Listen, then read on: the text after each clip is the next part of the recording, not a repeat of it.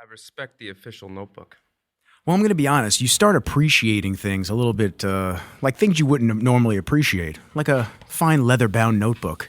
You really start to appreciate it when you get older. Yeah. I'm starting to appreciate things a little bit more, things that I normally didn't care about. I don't think I've carried a notebook since school in 20 years. Yeah. I tried to get used to all the digital notebooks. I've tried so hard, but I can't seem to get the ideas and the sections and everything like that the way that I want. And it doesn't feel the same as when I'm, excuse me, as when I'm actually able to write my thoughts down and keep track of things. I don't know. It's Right. just, it's like the tangibility of like having something in your hand versus just everything digital. It's just I'm on that cusp where everyone started doing digital notebooks and then the last generation was doing all regular paper notebooks. Yeah. So it's like I'm right on that edge and I could never get used to the digital. You also have beautiful handwriting. Do I? No, Yeah, I well, absolutely not. No shot. It's You think that's not good? bad, yeah. Well, There was a guy this morning doing an intake paperwork. He's 65 years old, runs a very successful business. I needed his no fault paperwork. I said, "Bro, how did you even get through kindergarten?" It was just complete scribble over the whole. Well, that's my page. signature. My signature is just complete chicken scratch. I mean, they go, "Oh yeah, just sign here," and I literally just go, like, just whatever I got to do just to get the signature on there. I don't know. I also used to hold the fucking pen like this. Oh yeah, Yeah, it was just like the stupidest way you could ever hold a pen. I used to hold it like this. So now I'm actively trying to, and as you can see, I got like a calligraphy pen too. Yeah. I'm trying to use sharper tip pens, keep my handwriting from not looking horrible. So it's like I'm trying to do everything I can to be good with writing. we'll see. I don't know. One day I wonder if my kids. I don't even think they learn script, and No. I don't think they do. And then they were trying to teach me one day they're asking me how to sign their name. Yeah. I said, just whatever you want to sign it. But Yeah, I just- think in the future, I don't know if people will be writing anything on paper. No, my mom said that she was Kenji just next to you. My mom said that she was one of the last ones to start. Like, she still signs everything in cursive. I go, "What are you doing?" Yeah. I go, "What do you send letters by pigeon and all that still too?" Yeah. Oh, speaking of that, what's nice, my kids go away to sleepaway camp. Yeah, And I don't know if you've ever went. I didn't go myself. never. But what's great there is no electronics. It's just letters. They can write you a letter every day. You know, my kids were pretty good. They write a lot of letters. Yeah. And so it forces them to do that. I mean, it's good because you get out of the habit of just relying on technology for everything, and that's it's something that can be leveraged not only for business but for ease of everyday life, and Absolutely. to have more success with certain things. But at the same time, it kind of pulls you away from being a human and the analog feel of life. Yeah. And the more digital, I mean, I say it all the time. I want to get rid of the BMW I have, and I want to get a Toyota 4Runner. And there's just something really cool about having actual climate control buttons and knobs that you turn and touch and this and that, instead of everything's just a touch screen. I'm so tired of just everything's a touch screen. There's no life to it. It's just like you feel like you're just pushing on glass, and if it doesn't work, then you're sitting there and you got to reboot shit and you got to do this and that. But like buttons, you have that tactile feel. Yeah, that is true. I'm constantly rebooting the Tesla Oh yeah. screen. Do you like the Tesla? Yeah, I love it. Yeah. Although somebody, literally right before I left, the last patient I was working on, she's does sales for BMW. Okay. So she was over hearing me talk, and she's like, you have a Tesla? I hate electric. I was like, All right. it's very convenient for me. Yeah, it's just chilling. I go from my house to the gym to the office, which is all within the same mile radius, and back home. And then I drive my kids around to sports, so plug it in once or twice a week, and it's like a golf cart. And what, you got the supercharger that's at the house? Yep. Okay. You got to have the charger. Originally, I actually got the car from my brother, bought it from him. I was like, oh, do I really need the charger? I'll just go to the superchargers by, in Plainview. Once in a while, he's like, no, you have to have the charger in the house. You can't have that car without having the charger in the house. Way too inconvenient. Yeah, I was looking at getting the, what is it? The electric Mustang, but it's like an SUV. It's not actually a Mustang. Yeah. And I drove it. It was really nice. It was cool. Yeah. I don't know. Something about that just sounds off. Yeah. Electric Mustang. I don't, so truth be told, I don't want an electric car. I really don't. I don't want an electric car. I love gas-powered cars. I really miss my S5. My S5 was amazing. I mean, and it was manual, so it was big V8. It was manual transmission. It was so much fun. So you really got that feel of the car itself. Yeah. But my thing is, I don't want to go electric yet because I know they're going to make us at some point eventually. Like, you're going to have to go electric, and they're just not going to make any cars that... Biden's plan, right? Yeah, that's fucking everybody who claims that the world is ending tomorrow, but they all have houses on the shores. Right. It's like, all right, guys, whatever. Once everything is electric, then they were saying the grid's going to overload. Oh, well, not only is the grid going to overload, but they can shut your ass down whenever the fuck they want. Instead of you having gas canisters. That may be what they want. Yeah, I'm sure it is. Yeah, but hey, coincidences, right? Why would that actually happen? But I can't buy into the electric thing yet, number one. Number two, I have an apartment. So I was trying to think of like what you were saying. Maybe I'll just go to the superchargers. Maybe I'll just go and charge it up, and that's fine. I'll just do it like that maybe once or twice a week. But it's like on the days that I plan on going, maybe life throws me curveballs, which it does every day. So then I won't be able to get there, and I won't be able to charge.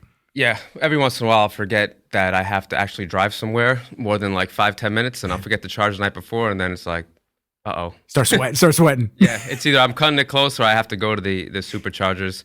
And then, but it works. I do love the car. Yeah, they're cool, man. They got a lot of features. I love the big touchscreen in the middle, even though we were just talking about hating touchscreens. I do love the big touchscreen in the middle because you can watch movies and you can stack it the way that you want. Shit like that's cool. Interestingly enough, before that Tesla, for about 14, 15 years, I was driving around in a Honda Accord. Oh, man. Just beating it to the ground. And I used to just listen to AM radio. And then when I switched to the Tesla, I'm like, all right, let me put the AM radio on. And I realized you can't get AM radio in the Tesla. Yeah. I'm like, how do I find that? And then I finally figured out. My brother's like, no, you got to use Spotify. That's the way to go. And then once I switched to Spotify is when I kind of got into listening to podcasts. I started listening to Joe Rogan. I was like, let me see what this Joe Rogan's all about. So I liked him, and then that's when Jamal started telling me about you. I heard he was going on your podcast. I don't know if it was before I met you or after I met you. I think it was before. I hadn't come to you guys for treatment yet because I know Jamal was going to you guys for a while for treatment, and I always saw you beating the shit out of him with your iron hands. A while is an understatement. I started working with him years ago out of my garage. Oh shit! Yeah, way back. The glow up is real. And that's a good story of how we first met. But anyway, you're saying you were listening to the podcast on Spotify and everything. No, I've been playing. I'm actually, obviously, I'm honored to be here. Love seeing you in this space because I know you were talking about it for a while. Just like we took the walk, and you mentioned some of the things you went through at possibly getting the other space. Yeah. So huge congratulations. Thank you. I appreciate you, man. It's listen, everything is and we're going to go over just like your background and what got you to the road that you're currently on now. And, everything's a process. That's what it comes down to. And it's like, there are things that are thrown at you left and right that you think are going to be, not end game or world breaker type situations, but they fuck you up for a little bit. And it sucks because I've actually had a lot of those situations, but when you look at them afterwards, basically every time that situation where I was so angry, so upset, I can't believe this didn't work out, I can't believe that fell through, it was like, wow, that was a blessing in disguise. Yeah. That happened, multiple times for me. So yeah, and you learn from them. These are things that over the years, I probably haven't had as many as other people, but anytime that there has been something that has set me back or thrown a curveball my way and made me change the route of my life, and things were never the same after that. During it, you think of it like, oh, this is the shit. Like, this is the pits. What are we doing? Like, I thought everything was going to be great and this and that, and now I got to deal with this. And you're almost in a space of just irritation, and I can't even see the other side of what I'm dealing with right now. But then all of a sudden, 2 years later, 3 years later, 4 years later, you look back and you go, holy shit. That actually was meant to be. Yeah, not only was it meant to be, but it developed me, it changed me, it helped me into the person that I am today. And it's just kind of crazy how everybody has those trials throughout their life. And, like you were just saying that you've had a bunch of them. I would love to hear some of those, but I do want to start more so as a little intro, which I don't normally do, but I do want to start as an intro. I appreciate you taking the time to come sit down with me because I know how busy not only your schedule is, but you guys are slammed over at the practice, which is amazing. Yeah, I mean, obviously, like I said, appreciate to be here, but I had to, stop at a dime of what I was doing. Yeah. Give directions to Dan and Basil and everybody of the person I was working with, just so I could, what they need to finish up with, so I get out and be here on time. And that means a lot to me, for real. And it was worth it because we had a great walk. Yeah, we had a great walk, and we're having a great podcast so far. So that's 100%. We're getting right in the right direction. So I got a little sidetracked with that story with the Tesla, but really what I wanted to transition to was that, I started listening to your podcast, and obviously really enjoyed it because I like to listen to Joe Rogan. Although he's had some people on that show that I have worked with, like Aljo was on a few times, a few of the other UFC fighters. But have you worked on Sarah? No. We got to get Matt over to you. He would definitely love to. Carol was just in yesterday. She's an instructor there known Matt for 20 years. Oh, really? Yeah, I don't know if you don't. Yeah, but anyway, she was saying his wife was aching from getting ready to fight. Yeah, his wife is really awesome. She's great. Gave her our info about reaching out to come in for a session. But anyway, what I was saying was, I listened to the show. I like obviously Jamal, Andre. You had Mike and Mike on, two of my favorite guys. I mean, these are all my people that I just feel lucky. I'd say lucky and blessed to somehow come into my life as loyal clients that really help grow my business and just the great people. Yeah. So listen to them. Feels just like I enjoy listening to that in my car now. And two of your biggest fans are my boys. Yeah. I know Big Nick was on. Yep. Big Nick, we were listening to that with them in the car. They're like, they would just start laughing. They're like, who's talking? Is that Big Nick, the big unit? I'm like, yeah, and he's on Nick's show. Remember you met Nick at the fight. And they were just cracking up listening. Nick was talking about having big legs and high shorts. They're like, yeah. So they're like, so we listened to most of the episode. We get in the car the other day. They're like, can we hear it again? I was like, guys, I love the Knicks, but I'm not listening to reruns of the podcast show. I'm sorry. That's awesome. Listen, maybe they could watch the video and they could see Nick's face next time. Yeah, that was a funny story when we saw you at the space. That dude was so tight, man, in front of me. A lot of people very tight at that. Everyone's got to relax. It's not that serious. I was going to say, I got so excited. I'm driving in, pulling my boys. I see you. I'm like, oh, shit, it's Rizzles. It's got to be Rizzles. That's his plate. Yeah, the plate. I'm honking. And then the guy, the pickup in front of you, I see he sticks his head out like, what the fuck are you honking right at me? I'm like, I said, bro, I didn't even know it was you yet. I said, bro, it's not me. What are you yelling at me for? I'm sitting here on my phone chilling. So then I said, I apologize. We apologized. And I said, I was just excited to see my friend. I'm sorry. And he was like, still a little angry. Yeah, he was salty. No, he was salty. It's okay. And then that was a great fight. But even, it was fun hanging out together also. My boys, liked hanging out with you. They were great. Great kids, man. Nick. But like you said, I'm walking through the crowd with my kids. Whenever I'm out with my kids, I got my, eyes on them like a hawk. Oh, yeah. Especially in a crowd like that, I just want to, make sure I'm looking at them. I'm not looking at the fight or anybody else. All of a sudden, because I'm focused on them, I didn't really see where I was walking. Somebody like bangs shoulders me, like another guy, gives me like a, a hard look. Mm-hmm. I'm like, yeah, I'm sorry, I'm just following my kids. He's like, oh, okay, I'm sorry. But it's like. Everyone's all up in arms. Right? Y'all got to relax. I didn't even want to take them there because I felt like could be that kind of atmosphere, but. It was fine, but it's like again, why are people so angry? I think people are just. I think it has a lot to do with the environment of the world as of late. There's a lot of just bullshit going on everywhere. Things are so expensive. Life is hard for a lot of people. Way more than it has been in the last 10 years. Let's say 15 years. It's a different type of hard now. And I think that just a lot of people are just consuming so much negative content on a daily basis that they're just miserable in general. Now throw into the wrench when you're at a fight atmosphere like that, everybody like peacocks, they want to puff their fucking chest out. It's like, bro, relax. It's not that serious. Everything's gonna be all right.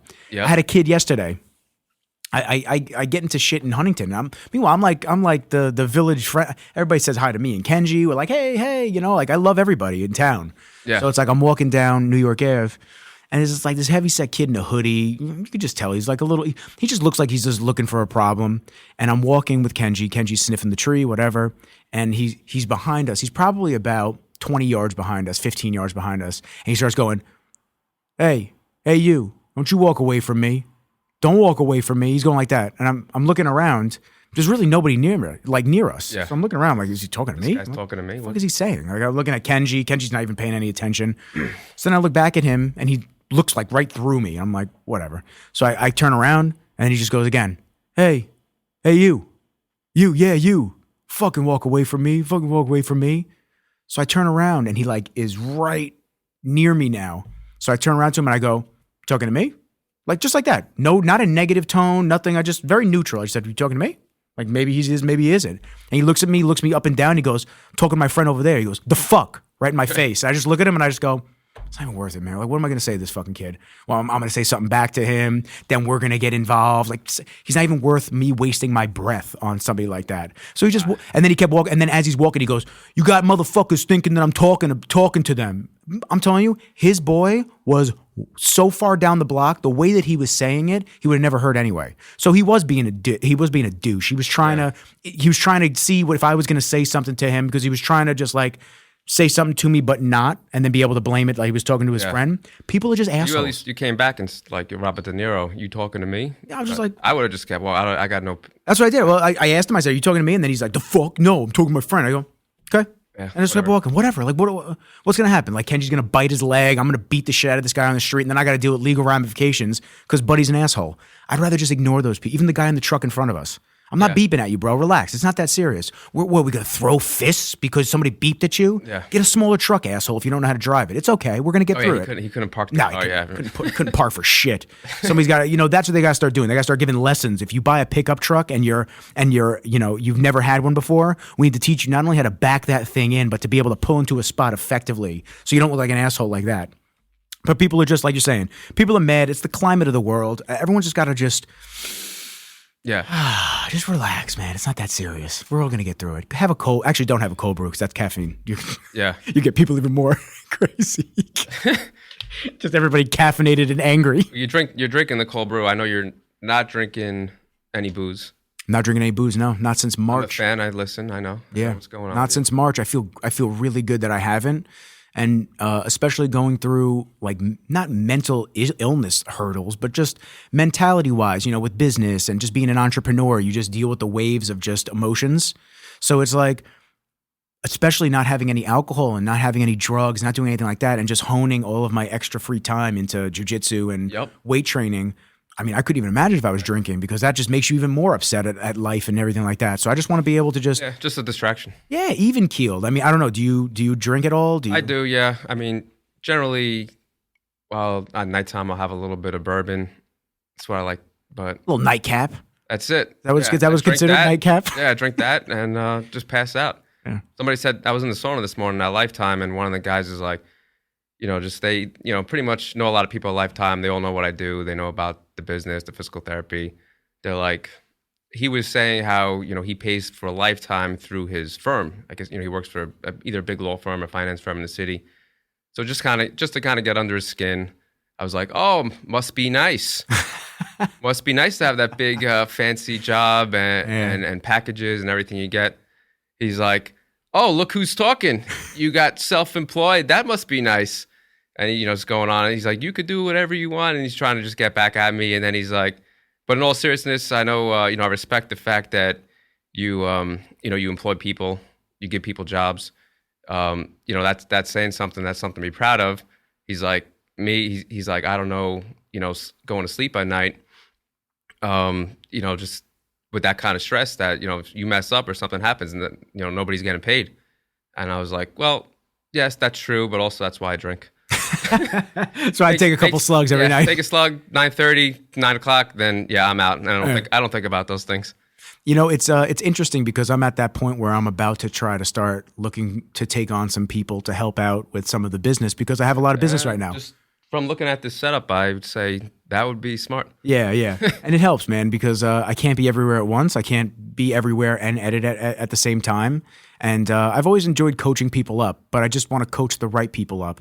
I don't want to help somebody out, teach them how to do things, and then they're trying to steal clients from me on the back end. Not that my clients would go with them, but it's just the hassle and headache of having to deal with a snake that I just don't want to deal with. So I want to coach up. You got to find the right people. That's what I'm saying. I want to coach up the right people. So you see the people at our spot. Oh, great people, all A1. All the right people. I would trust them with anything. Yeah, and it's a tough transition going from just being in the mindset of handling everything yourself to then taking people on, because like you're saying, not only now do I have to pay them, there's payroll involved, there's making sure that they're treating your clients, the exact way that you've treated your clients over the year to build your reputation and business up. So there's a lot that goes into it. It's not just like, oh, let me just hire some people and get them in. Absolutely. I experienced that myself. Yeah. Tough position to kind of take that leap. It's again another reason why I was waiting for you to flip it over. What'd you get? I brought you a gift. So yes. Let me read it here. No great thing is created suddenly. I mean, it's pretty obvious. We all know what that means. But my uncle actually got this for me when I started working out in my garage years ago, and I used to keep it up right on the wall, right by the treatment table. So I was in that garage room, just working on person after person after person by myself. I really didn't have a plan or goal, like where I was going with what I was doing, but I would just look at the sign and be like, oh, well, we'll see what happens, but I'm here now, but I know, can't be great right away. Yeah. You just got to start somewhere. It takes time. I like the vibe you got here. We got the Blockbuster sign. Smooth seas never made a skilled sailor. That's it. Love it, yeah. The harder you work, the luckier you get. That's another great one. Yeah. I think this adds right to the... I appreciate you bestowing this upon me, and the fact that your uncle gave this to you and this was hanging in your spot, that means way more to me than just you giving me something else. My uncle's very close to me. He still comes in for PT right now. I'm not right there for now. It's amazing. I appreciate you. I figured you could just look at that while you're here, because I just always, again, fan of your podcast. I listen to, you're always playing the long game. Yeah. Right? What you're doing now is a build up to what you're doing 10 years from now. You can't just have 1 or 2, 3 podcasts and be like, oh, now I'm Joe Rogan. Yeah. Well, I mean, a lot of people... Whether you get to that point or not, doesn't matter. Yeah. Just, playing the long game. I appreciate you, for real. So I was always listening to you say that, and that was actually in the office basement since I moved to the new space for 2 years now. So I was like, you know what? I didn't hang it up because I just felt, not because I feel like, oh, I made it to this great space now and I don't need that sign. I just didn't fit the vibe of the office. Now we got the fighters on the wall. We got all the people that have come in on the wall. So I wasn't sure where to put it. I said, it's been sitting in the basement. I think it fits here perfectly. Vibe is immaculate. It fits in perfectly. I really do appreciate that. I'm going to figure out where I'm going to hang it up. I love things that just keep you driven and keep you going mentally. It's kind of little sayings. When my uncle got it from me, I was like, he always buys me interesting, I would say, weird things. My wife would attest to that. She'll probably laugh when she hears me telling this story. And he gave me that sign. I said, oh, it's a cool sign. Just throw it up in the room. Why not? And then I didn't really think about the sign, even though, like I said, it makes sense. No great thing is created suddenly. Yeah, it's pretty obvious. But just kept looking at it all. When it just stares you in the face while you're, I'm in this room working for 10 to 12 hours straight. I'm like, all right, starting to just, I'd say it inspired me a little bit. I know you said that it's obvious, but I feel like it's not obvious to a lot of people because, especially with the dawn of social media and everybody just posting their wins on a consistent basis. Now everybody is an expert overnight. Yeah. They don't think that it takes time to build something awesome. And that's an unfortunate thing, but it's a fortunate thing in a lot of ways because, let's say on a podcast, most people don't even get past their 5th episode. Most people don't get past their 10th. Wow. I mean, they just give up because they don't get 1,000 views an episode right out the gate. I mean, it takes time for all of this stuff. Even this, and what I'm finding now is that I'm putting so much time into the YouTube, making sure I'm getting content out on the YouTube side of things, that my audio is like where my YouTube used to be. So my audio used to be the main way that I had listens. To be honest with you, I used to get like 400, 500, 600 listens an episode on average. And then I think that's pretty good, which is great. I mean, for somebody who's not famous, and I don't really know I have nothing to compare that to. I'm so out of that space. I think those are pretty good numbers. But then when I'd have like an Andre on or Sabrina when she came on, or These are, those would be a couple. popular, Aaron famous Banks, people. yeah, and they put the episode out, and becomes more circulated and shared, and those would get thousands. So that I always was blessed about that. But now the opposite's happening. My audio is down in listens, but my YouTube is going through the roof. So like I think I'm up something like almost 100 subscribers in a week right now. Nice. Like my total watch time, current like total views is over like 35,000 for the last week and shit like that. So by putting out shorts and being strategic with the times that I'm placing the content out there, full episodes, shorter clips of full episodes, I'm really diving into YouTube because I know that's the long game. And that's where I want to grow because like you said, Joe Rogan. Yeah. A lot of people don't realize Joe Rogan's been podcasting since the late 2000s. It makes sense. It's like 3,000 episodes or something. Yeah, but they look at the number and they don't really they just see that he does a bunch of episodes a week, but they don't really think about holy shit, like 3,000, 2,000, whatever he's up to. It's like that's far more than what you'd be able to do in a year, even if he's banging out one a week. 365 episodes. If he's banging out one every day. Yeah. 365 episodes a year. So you start looking at that 3,000. Oh, this dude's been doing it for a minute. It's amazing. Yeah, I mean, but that also attests to the success rate of staying consistent, keeping your head in the game. I'm sure when you first started, there weren't really any listens. And it's also a skill. Yeah. And I couldn't be doing what you're doing. I couldn't do what you're doing. I mean, I could maybe if I had the training, but you got those iron hands, man. I need 10 times the more grip strength for that. I agree. You can't. No, Well, I'll tell you right now, you can't do it. but yeah, and I'm aware that I can't, do what you're doing. That's okay. So let's And I find it impressive. But we both we both just do what we do, and then we collab in the middle. And 'Cause actually, last week I told Owen. Have you met Owen at the office? yes, I think now I'm gonna feel like an asshole if I have met him and I just didn't realize the name. Anyway, I was, I'll tell him I was coming on next week or whatever. He's like, "Well, are you nervous?" I said, "Not really." I said, "But you would think I was because I'm well aware that I do tend to mumble at times. Don't speak so clearly. Sometimes I ramble on. But like I was telling you before, I went on one podcast before. Didn't love how I sounded. It was more, it was a PT, and she, wanted to speak with a physical therapist, outpatient business owner that kind of works in a hybrid model of insurance and self-pay, and deals with a lot of athletes. So I was like, boom, I could, that's me. Cool. I'll go on. But then when I listened to some replays of the episode again, I said I didn't love how I sounded. Yeah. Could have been the setup, like you said. We did it over FaceTime.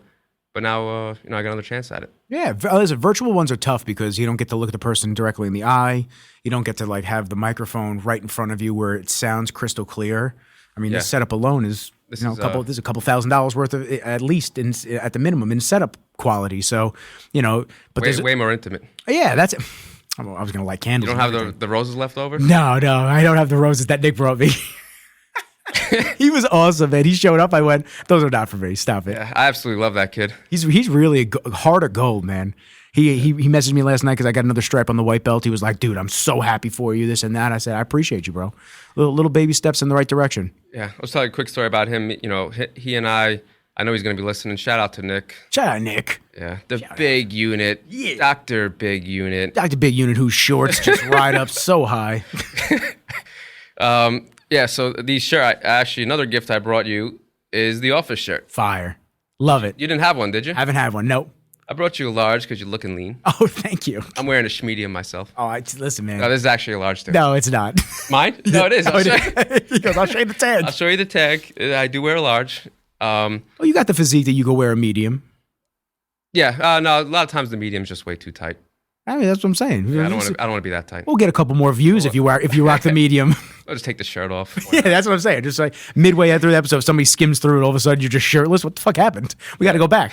He's just naked now. Yeah, so I know Nick mentioned it quickly on the podcast when he came on, but he and I hit it off right away. He was rocking a different pair of retro Jordans that were just like classics. So he was getting on my good side. And then, he was there for a week. He came in very humble. Wasn't saying like, oh, I could do this, I could do that. But I could tell he was, definitely very knowledgeable, very skillful, connected really well with all our, patients and clients. So, let him get at it. And, he's been doing great ever since. But he literally, I never asked him to. he was there for like 3 or 4 days. He's like, take a look at this. I'm like, what do you want to show me? He's like, made this and like did it in like a day. Yeah. He's like, you like it? I'm like, yeah, bro, I love it. That's insane. You just made this in like a day? He's like, yeah, I figured it'd be perfect for the vibe of the office. Made the shirts, and you really, the rest is history. He's still making new shirts. He's very proactive. He likes to do things and to help the outreach and do different things, which is good. You need that. You need that in the office. Whole different energy level of kind of anybody I've come across to work with. Yeah. So I was like, love being around them. Brings great energy. I said this person has to remain in my atmosphere. Yeah. However we make it work, he's got to remain. So now I know that's why I brought you the shirt. I appreciate you. I'm gonna rock that thing. You better rock it. It's not for PJ time. No, it's not for jams. It's not for my jam time. That's anybody that wants a shirt. Just please don't wear it to bed. Just actually wear it out. Actually, pay for the shirt. So thank you. Don't just. And they're good quality too. The next level. Yeah. Well, you know where that came from. I know my next level. Jamal's boy. Yes. Fire. So, yeah. Actually, Jelani does great. Shout out to Jelani. I don't know if he's listening.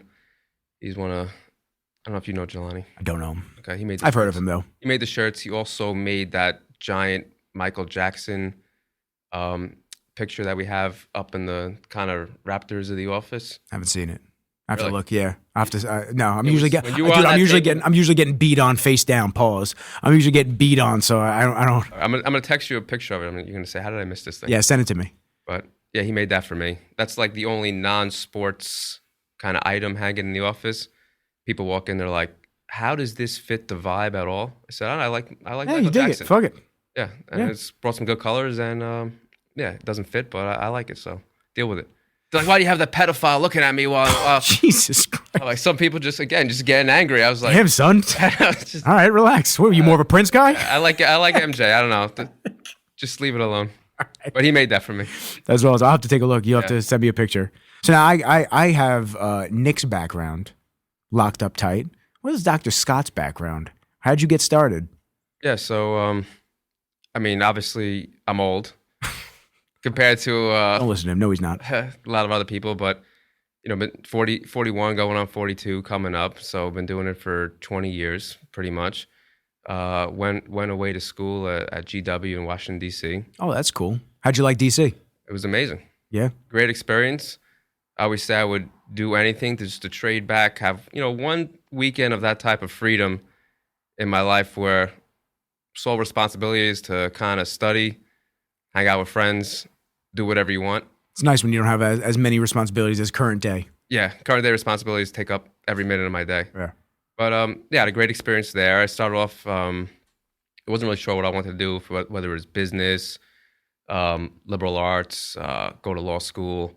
And then I was always into, played soccer. Then I was always into the gym, working out, exercising. I just found the human anatomy very interesting. So I think there was probably a job fair.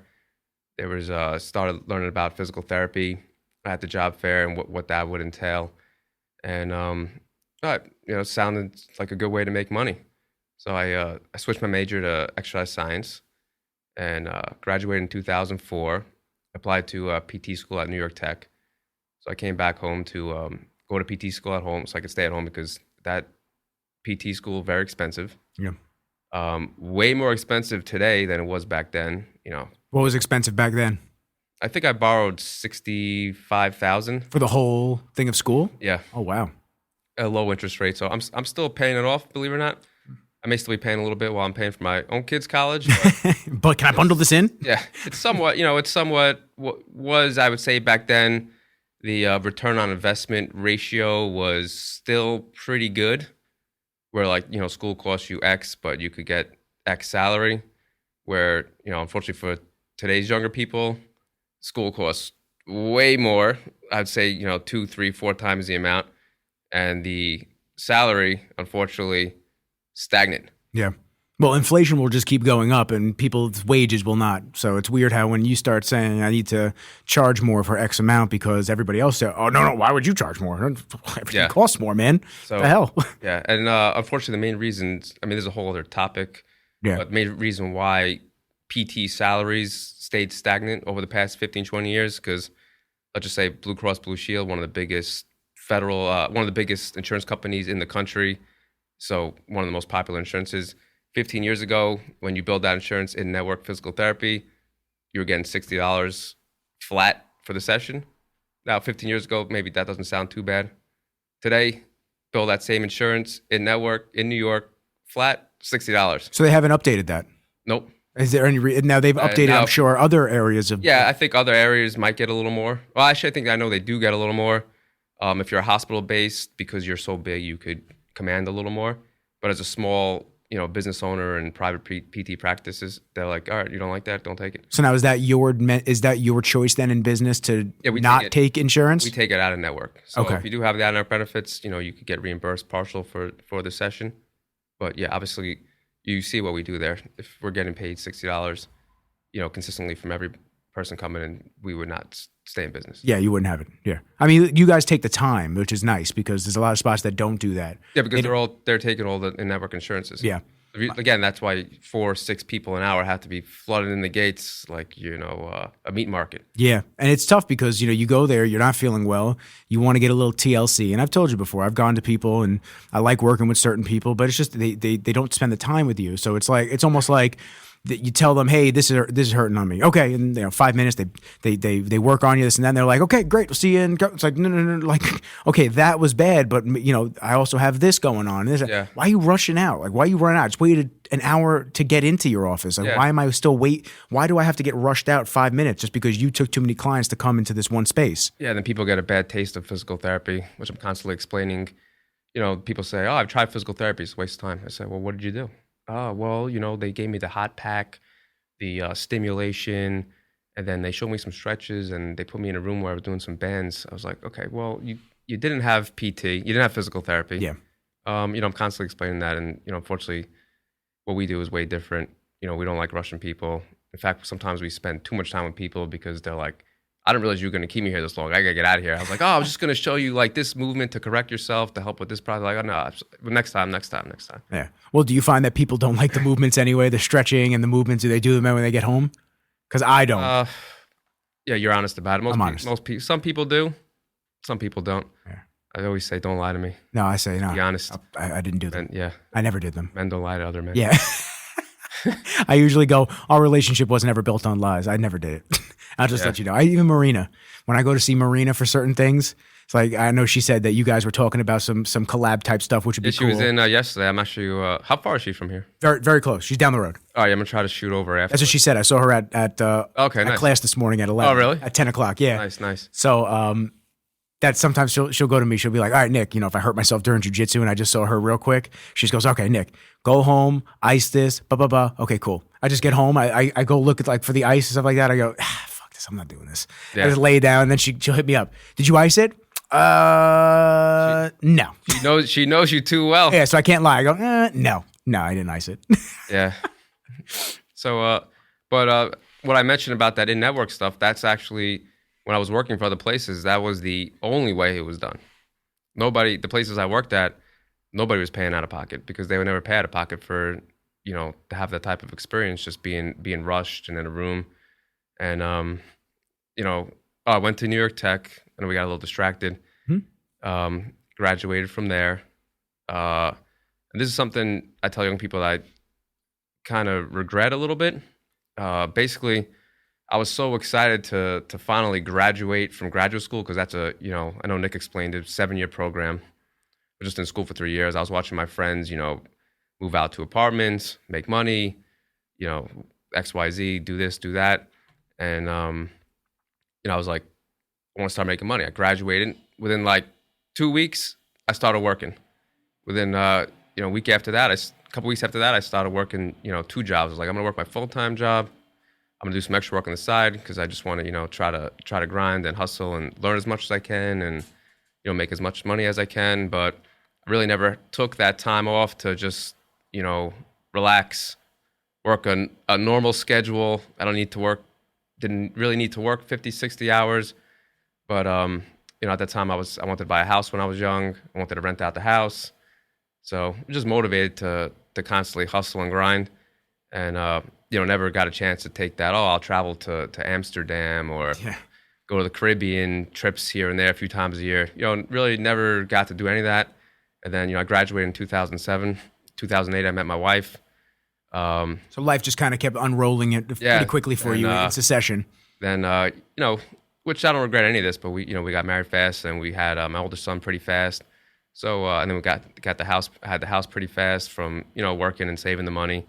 Back then on Long Island, when I was 25, 26, I bought first house. You could buy a house for $400,000. Today you cannot. No, today you cannot. Again, at this rate, I will be renting for a long time. Not to sound like that old person again. Well, I did say I'm old, but it's I feel for some of the younger people because it's tougher. You have the higher school debt, the higher cost of living, the higher cost of the housing market here is almost as a new buyer really hard to break into. I talked to my mom a lot because my mom's a mortgage broker. So I talked to her a lot about just things in general, pricing and just expenses and whatnot. And, we go over things on a daily basis just about how expensive things are as a whole. And I try to explain to her, I'm like, she bought her first house when she was 21. I mean, she was hustling, mortgage broker, worked in the clubs. Like there's a lot of things that she's been doing over the years. She was managing them and just never kind of like you in that situation, just never not working. She was always going at it, hustling. And it's like, you can still do that to the extent that y'all were doing it back then, but it doesn't hit the same because everything's just astronomical. Yeah, it would be impossible to work those two jobs now and then still just buy the house. I go to the grocery store every 3-4 days. I look in the fridge and I go, how do I need to go to the grocery store again? I'm really not eating that much. I fast a lot of the time now. I'm not really consuming that much food. Every time I go, it's $150 to $200 every time. So I'm like, 3-4 times, a month, you start racking it up. You're just like, wow, how am I spending? You got to switch to OMAD. Oh yeah, from fucking Britain. I listen to that guy. I respect that guy. Britain's wild, man. I'd like to meet him one day. Britain's awesome. He's an old school Bevs guy. He knows a lot of shit. And it seems like he's figured out what works for him and a lot of people that have been going to him. That was a pretty cool, some of his experiences and different trials with the nutrition. He's cool. That was pretty. I like hearing about shit like that because it's not the same shit over and over again. How tired are you hearing the same thing over and over again? It's your caloric intake. It's this. Yeah, it was definitely very interesting and enlightening to listen to. And that's a situation where I said I do what I do. I'm in the daily rat race, the grind, a lot of responsibilities. He's just like, fuck it, I'm gonna leave and go to Colombia. Yeah, he just dipped. He just went to Costa Rica first and then Colombia now, and he hits me up. He's like, "Yo, bro, come down. I got you for the best single dude trip down to Colombia." And I'm like, "That's tempting, man.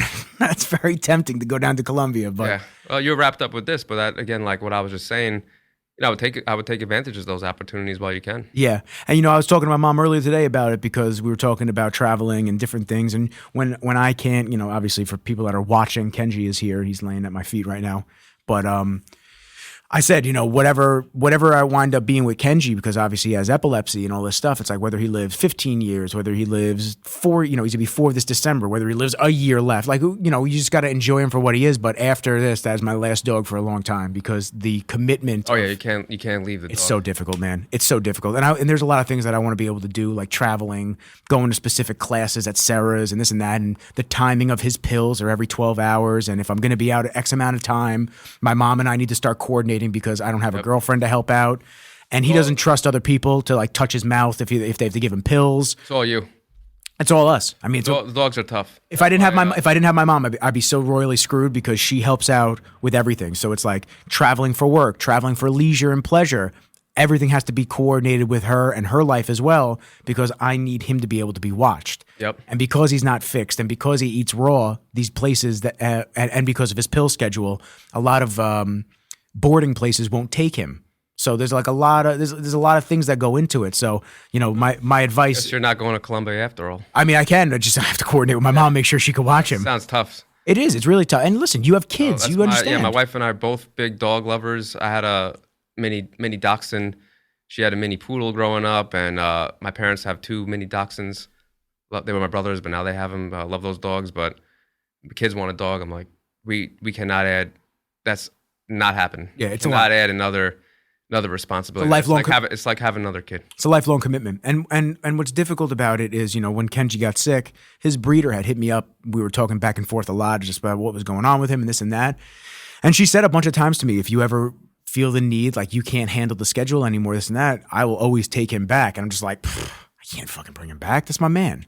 Like, I thought about it for a second. I was like, it's really difficult. I mean, every 12 hours he needs the pills. If he has a seizure, there's like a number of things you have to do, and you have to watch him, and it really just throws a wrench. It's like having a sick child. That's really what it kind of winds up being in certain ways. Yep. So it's like, but now you're committed. Yeah, but that's what it is. It's a lifelong commitment for me. So that's my man. I got to make sure that he's set. I got to make sure that he's good. And guess what? We deal with shit as it comes. But going forward, should I be without him at any point? I'm done. I'm done with dogs for a long time. This threw me for an emotional roller coaster going forward. I was not expecting a young pup to have any sickness or illness. My last dog, she lived until she was 12. She had cancer for the last year and a half. And it was brutal. It was brutal at the end. I mean, she was limping because she had a tumor in her shoulder. She started dragging the paw. It was horrible. And then you don't know when the right time to relieve them of said pain and sickness is. But we dragged it out far too long because we were saving ourselves versus having to save her. That's really what it wound up being. So it's a difficult thing. And then getting him, I was like, oh yeah, I'm excited to get a pup, get another 10, 12 years and not have to deal with anything, sickness wise. But then it's like, nope. Where is he anyway? He's right here. He's right here. Oh, okay. He's underneath. He's hiding. Hey, he's chilling. I had him next to me and he left. Yeah, he left. He was like... He liked my smell when I walked in. Yep. Got tired of it. And he was like, yeah, you know what? I'm good on this now. He's like, okay, he's got a friendly scent. I'm going to walk away. Yeah. So in terms of just commitments and whatnot, it becomes tough. And I just... I want to be able to travel and do things and be a little bit untethered because I can be in my line of work. I can shoot content. I can edit content from theoretically anywhere. Like Britton was saying. Is that how you say his name? Yeah, Britton. Like he was saying, he does it from his phone on the balcony or wherever on the beach. Yeah. Wherever he is in Colombia. Yeah. He's in Medellin. Which is pretty amazing. Again, when I was younger in school, the thought of anybody doing anything out of their house for work was unheard of.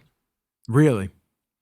Yeah, it was like 20 years ago. I started college in 2000. So everybody had offices. Nobody did any homework. Yeah. Pretty much, maybe a handful of people as the internet, the computer thing started, but you were going to an office. And so now I'm curious about the history of just because I always felt like PT was mainly you got in a car accident, you went to PT because you had to for the court type of situation. Yeah, that's what I always heard and dealt with. No fault, the workers' comp. I mean that situation is still like that, but I could kind of explain the difference of what we do.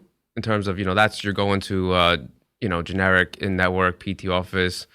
You got in a car accident. Oh, your neck hurts. You come in, you're going to get heat, stim, maybe 5-minute massage on the neck, do a banded row and hit the road.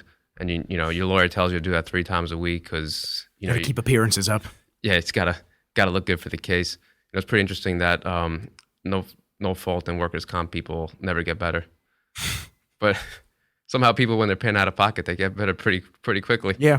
Yeah, because maybe they're doing the stretches that you're supposed to do, and they're actually taking it seriously, any type of rehab that they have. Yep. And plus, you're working with athletes now. So, like, when did that switch kind of occur? Because I guess you can either be branded as the guy that everybody goes to for car accidents and just regular type of work, to then pivoting and actually working with people that have professional careers and athletes. Yeah, well, we actually do both. So a lot of people say, "Oh, I want to come in, but I'm not a bodybuilder, and I'm not, I don't fight MMA." I'm like, "Yeah, well, we see regular people." They're like, "But I see you on the videos. You look like you're gonna annihilate me." I was like, "No, I'm able to ease up, and we work towards your tolerance. Yeah, it's not just the complete, beat down of everybody that walks in. I see you cracking the necks and digging your elbow into this person's back. I don't think I can handle it." I said, "Be like that sometimes. Sometimes you got to get into that bone." That's true, but. No, we also do the no fault and workers' comp, but what separates us from everybody else is somebody with no fault wants to just come in and sign a piece of paper that they've been there and take a hot pack. I'm not going to do that. Like those people that we work with no fault, they legitimately have issues. They want to get better. We also spend the time with them. So it's not much different treatment than some of the, athletes would be getting. And do you find that you have to tell people that? All the time. Yeah. Because they just assume everybody coming in is, an athlete or a bodybuilder, or they need to go to a special place that deals with car accidents or, more like I would say classic PT, meniscus surgery, ACL, rotator cuff repair. But we do all that post-surgical work. And I mean, I've been doing it for 20 years. That's what I probably have, the most experience with, doing that kind of classic PT. But I just had to, I hit a point, it was I got to hit a rewind button. I could tell how it changed, but I hit a point where I had to stop doing the PT the way it was being done when I was working for other people because I just couldn't take it anymore. And similar to Nick's experiences where he was mentoring with a few people for the clinicals, right? Yeah, except he was doing that for 2 months, 3 months. I was doing it for years.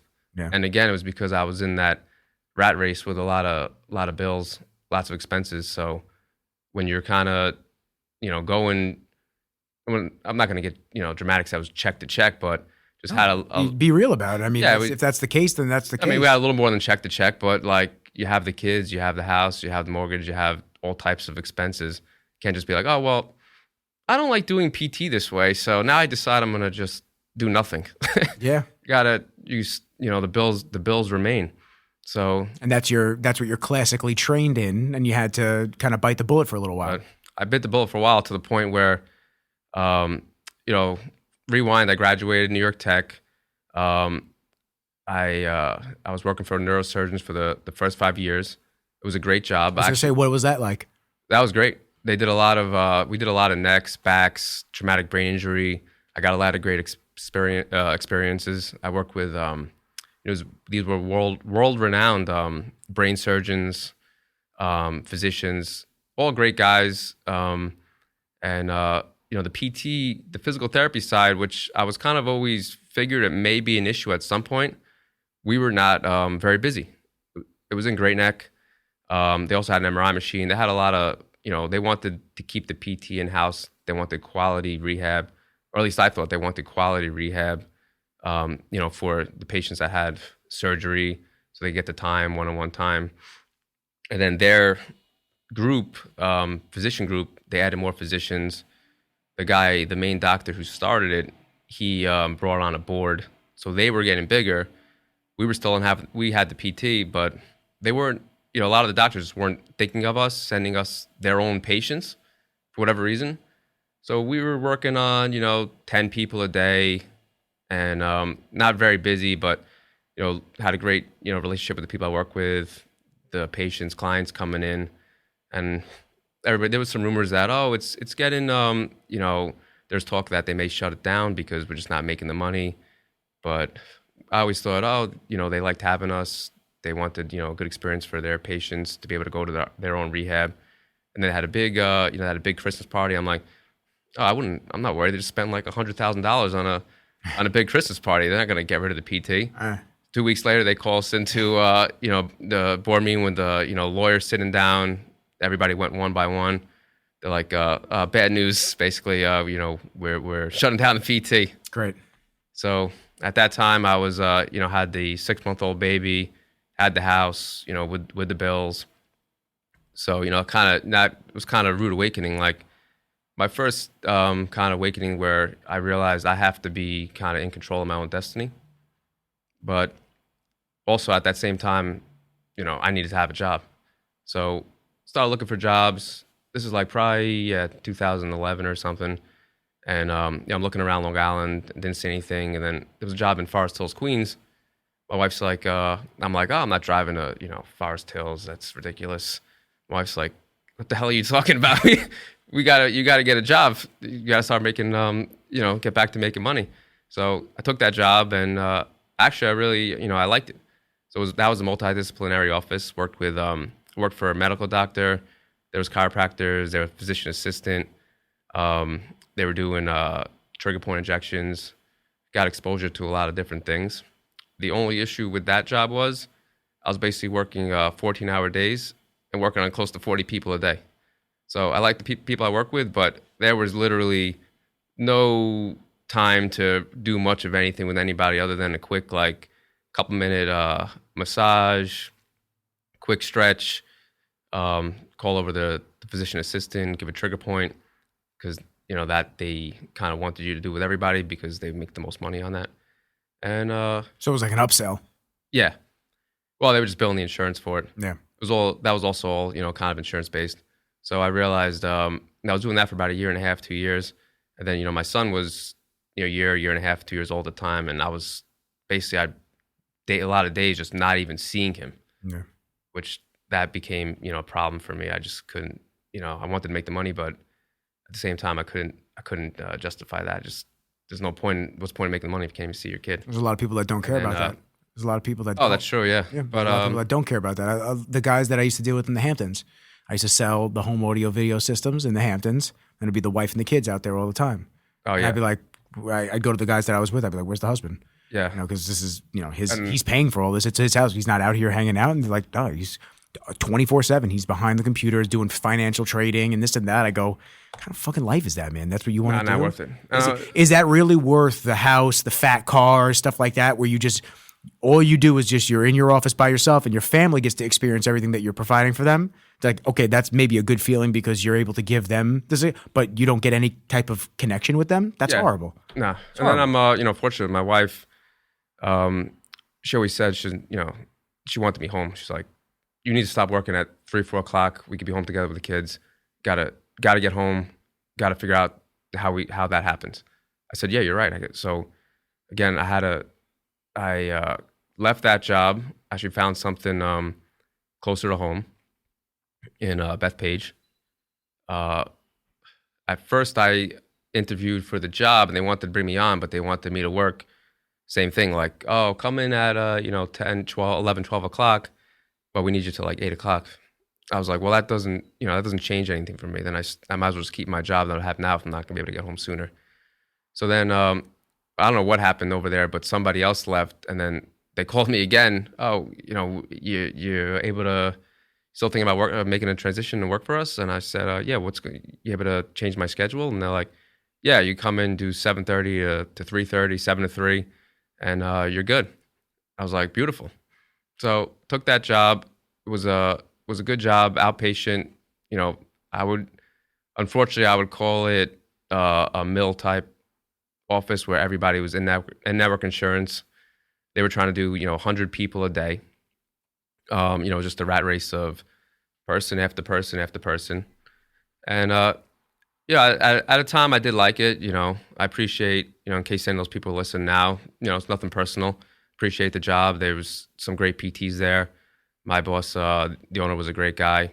But there's some other, things that I just didn't like that they were doing. Turned into more trying to be too corporate in terms of the numbers game. Why didn't this person come back for 16 visits? They only came back for 8 visits. What do you think you could have done differently? I mean, I was always giving 110% with everybody anyway. So I don't know. Maybe they had something. Maybe they got better. Next time, I'll make sure that I have his favorite snacks lined up. Yeah, that'll make him want to come back. Yeah, maybe they got better. That's the unfortunate thing that I dealt with at Apple as well and all these other companies. It's like they're just so fixated on year over year type shit. How can we just keep everybody just growing and growing? And it's like at some point you got to understand things level off. Like, exactly. I would say that's exactly. It didn't start out like that, but they kind of transitioned into like trying to be more like that type of atmosphere, corporate, the growth. How are we going to make more this month versus last month? And what could you do differently? To the point, I was there for a few years, and it just got to the point where I was complaining a lot. I was complaining to my wife. My brother, he's an entrepreneur. He has his own business, and between my wife and my brother, they're definitely my motivators. My brother was kind of inspired me to do what I'm doing now. Definitely shout out to my brother Josh. I don't think he's listening, but I'll have to let him expose him to the podcast. Definitely wouldn't be where I'm at if it wasn't without his inspiration and guidance. And that's my younger brother. Even though I got 4 or 5 years on him, he definitely helped me out with a lot of things. But anyway, so it got to the point where got really bad. Like I really just dreaded going to work. Things I had the great schedule. I was done 3:30, 4 o'clock. I was home, but like just getting up that next day, that I can't believe I got to see these people again. It got that bad. That like they brought me in one day like, "Oh, you don't seem like yourself lately. You don't seem that happy. Stuff you want to talk about." I said, it's not how basically, I just like right there, then on there on the spot, I was like, yeah, you know what, I'm just not happy, here. I have to move on. Like they actually, my wife, my brother were saying, just, if you're not happy there, just leave. But, You'll find another thing. Yeah, the opportunities kind of just present themselves when they need to. yeah, I was just so fixated on the schedule because I wanted to be home with my kids. And I knew if I left that, it may be tough to get to that point again where I'm able to be done because, again, back to the rat race, we, have a lot of expenses. So somehow these bills have to get paid, but at the same time, I want to be, with my family. It's crazy how you make more and more money, and for some reason, it's just like the rat race just catches up to you. Yeah, I mean, because you made more money, you're able to afford more things, but those more things that you afforded probably cost more in terms of just like not only the dollar signs, but the amount of time that you're going to have to expend away from the things that you love. It's weird. Yeah, so I was able to. I mentioned my brother. So my brother was telling me, he had his own business that was starting to do pretty well. Not going to give too many details because he kind of likes to stay, under the radar with his business.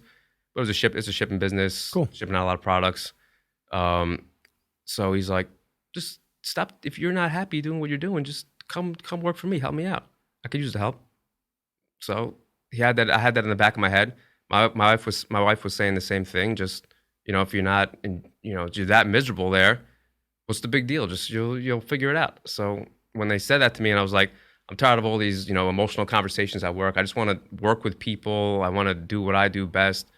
That's the physical therapy. I don't want to discuss numbers and why this one didn't come back or, all this other nonsense that's really separate from what I was trained to do, which is and what I like to do, get people, better through physical therapy. So, yeah, basically on the spot, I just, not really planned, just decided to quit. So then I was like, all right, well, now what are we going to do? We got to figure this out. But started, working for my brother at his warehouse in Farmingdale. And then, but he and my wife said to me, I wouldn't just give up to PT completely, but for the start, I needed a break. Mm-hmm. Just complete stop. I needed to, and it was such a relief, just like taking a breather. And like, I was doing this for so many years, like day in and day out, 30, 40 people a day, nonstop. Like I mentioned, 2 weeks after I graduated school. And I just needed that, like, it was absolute burnout. Like I just needed a complete stop. I said I had to change the way I was doing things because yes, I want to see my family, but I also couldn't live like day in and day out doing just something that was doing it the way it was making me miserable. So that when so I was doing the shipping, and then I didn't want to give up on the PT completely because I knew I was good at it and I liked doing it. I just had to figure out a different way. So I was always go to the gym every day. That's a big part of my life. And I'm at the gym, and a lot of people there knew I was a PT. They see me lifting, they would ask questions. So one guy at the gym was like, "Oh, I'm doing this exercise. It's killing my back." I was like, "Oh, why don't you try making this adjustment or that adjustment?" We were talking on and off, and then I remember we're in the locker room, and he's like, "Oh, you're helping me you helping me my back a lot, but I'd like to come see you at you're a PT. I'd like to come see you." I was like, he's like, "Where's your office?" I was like, just paused in my head. I was like, "What am I gonna do here?" I was like, so I was like, "Oh, well, I have a home office." He's like, "Oh, okay, great." He's like, "When can I come in?" He's like, "Can I come in tomorrow if you're free?" I think it was Friday, and then it was Friday morning, and then that was next day was Saturday. I'm like, "Oh yeah, absolutely. Well, what time's good?" So set it up, and I do not have a home office.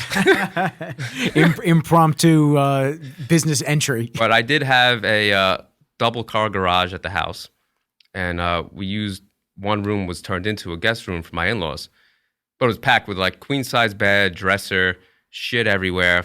So I get home, and I tell my wife, I'm like, we have to move the bed out of the queen size bed out of the guest room. She's like, "But my parents are coming next week. What are you talking about?" I'm like, "No, it's now my PT office. It's now my impromptu PT office." Yeah. So basically, I'll make a barn for them in the back. Again, my wife, super supportive. Couldn't have done it without her. She's like, "All right, let's do this." So we cleared all the stuff out. I had a table for when I was, in my house just for when I would work on people here and there. Set up the table, brought a desk in there. just put some bullshit folders in with people's names on it that I got that idea from my mom from her business because she started out of the basement as well. She's a CPA, and she said when she first started out of the basement, she just put in a bunch of file cabinets, even though they're completely empty. So when she brought the first set of people, they would think like, oh, this person's really busy. It looked like she was successful already. Yeah, that's awesome. So cleaned everything out, set up the table, set up a desk, put some other like PT things in there, hung some different like pictures. Not that one because I didn't have it yet, but some things on the wall. And then you would come in through the garage. So gentleman comes in, he hangs his jacket up, and it's like I don't know what he's gonna think of this. He's like, first thing he said to me is, "Oh wow, this is really nice. This is much better than going to like a busy physical therapy office and this and that." He's like, worked on it. He had a great experience, kept it going, and then got me a little more confident that just talking to people at the gym. And then I met, I don't know if you know Jenna. She used to go to Bev's. She was a trainer at Lifetime. Oh yeah, Blonchuk. Yep. Yeah. So she was a trainer at Lifetime, and we used to just talk about lifting and working out. And we were just talking after that one day, and she's like, I see you working out hard here. You in like the fitness industry or this or that? I said, oh, I'm actually a physical therapist. And she's like, oh, what kind of work do you do? I said, I like to work with athletes, bodybuilders, all types of things like that. She's like, oh, it's good to know. I was like, oh, well, you know somebody? She's like, yeah, me.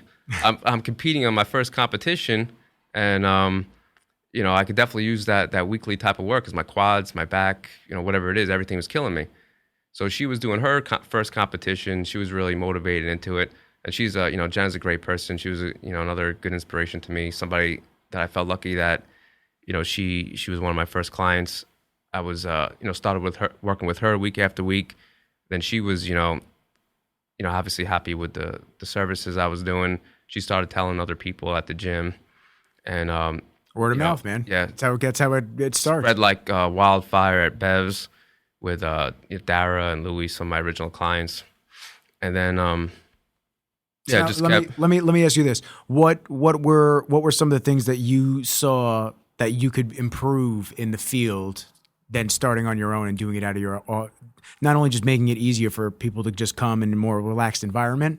What were some of the things that you saw that you didn't want to incorporate besides the number thing?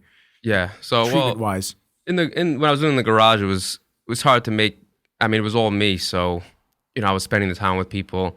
I took it very serious. Everybody was coming in the door. Well, I still take it serious now, but, there was no other, it's not like I could put somebody in a gym area and be like, everything was just one-on-one with me anyway. So people were really, enjoying that type of atmosphere.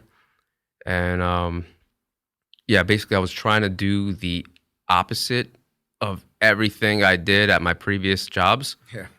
Pretty much, I was like, whatever I did there, I'm not going to do here. So somebody walks in, they're not getting heat and stimulation. That's, everybody listening, if you're going to PT, just a little secret, that's generally just, time management type thing, just to help, okay, we don't got time to get that person right now. Let's give them heat and stim while we work on this person. Then that person gets the heat and stim.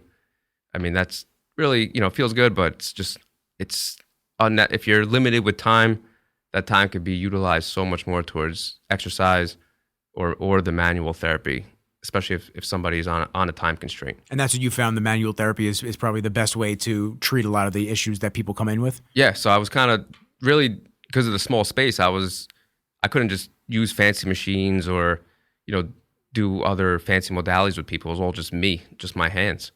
So I'm like, I never really did it that way until I was kind of forced to do it that way because I didn't even have the opportunity at my old jobs to do it that way. And then I'm like, wow, people are, really receptive to this. So probably onto something here. Were you sore the first couple times you were doing it because your hand strength probably wasn't up to snuff yet? I was a little fatigued, but I was used to working on like 30 to 40 people a day, which is absolutely ridiculous looking back. I don't even know how or why I did that, but build up your hands. But 30 to 40 people a day, but it was only 8 to 10 minutes at a time. Now I'm working on one person for an hour and a half, really, building the relationship, really getting, to know those people. And which is important. Yeah, it was great. And Well, then, because people are going to feel more comfortable the more that you get to know them on a personal level and the injury that they've sustained and how you're going to be able to communicate not only what you're doing, but actually effectively treating the issue at hand. but yeah, thankfully physically, I never really had a problem except for one day, which I was going to mention about Jamal. So, J Money. so I was doing it out of my garage. Most of the patients, clients were coming from Bev's or Lifetime. I'd probably say 75% of the crowd was from those gyms. And I remember it was one Friday afternoon. I had like the last 2 or 3 people a day. Oh, and mind you, I was still, believe it or not, I was actually still doing the shipping for my brother. I was doing both because I took what I did for him very serious. Obviously I wanted him to succeed, and the fact that he let me, come on and help me out just to, help me pay my bills and do some work for him. So I would do the work on somebody in the garage, finish with that person, run upstairs, do the packaging, shipping, run to the post office, come back, get there just in time for the next person. Then I'd be working on that person. Then I'd be going back to doing the shipping. I mean, it's a lot. I was doing that for 12, 14 hours straight a lot of times throughout the day. And so then, okay, back to the Jamal story. So it was one Friday afternoon. I had maybe I worked on 5, 6 people. I was doing the shipping in between. So first, Jamal, I can't remember who was first, but basically I worked on Jamal and Max Charles back to back. Okay. For about 3 to 4 straight hours. I think it was Max. It was Max first. Oof. And both of those guys take more pressure than anybody. Yeah. They're number 1 and 2. I can only imagine how hard you had to work Max too. Max is crazy. Yeah, his muscle is so dense. He doesn't feel anything. Yeah. I'm going 110%. He's like, you can go a little deeper. You can go deeper. Yeah. Yeah. Couldn't really hear him. He's like, oh. Okay. So yeah, I was like, when you crack the elbows out, you're like, fuck, I need a little more leverage now. Yeah, so I was working on him, dying, crazy session. But he said he felt great afterwards. Good. I get like a 3-minute break. I run up to my kitchen. I grab some water. I look out the window. The next car pulls up. I'm like, oh, what the fuck? It's Jamal. Okay, it's Jamal. Yep. He's like, what's up, brother? Nice to meet you. Blah blah. I go in. He starts telling me all his injuries, which he had quite a few. Which I don't know how he was doing what he was doing based on what he does. Yeah. But anyway, so then It doesn't stop. I just kind of found some more motivation, just to push through and work with him for hour and a half, 2 hours, just manual therapy. And that was the first time I met Jamal, was after working on Max. Thank God I pushed through because like I mentioned previously, just having Jamal as such a loyal client, great guy, and He's with you once a week. yeah, once a week. He's with you once a week. Actually, believe it or not, as we move on in my story of life here, when I moved my office to the warehouse during COVID, he would come in almost every day, every other day, because we both kind of had nothing else to do. Like I'll treat you. That's when it was just he and I in the warehouse, 90s R&B, just doing the manual therapy, chatting, chopping it up. Got to learn a lot about each other.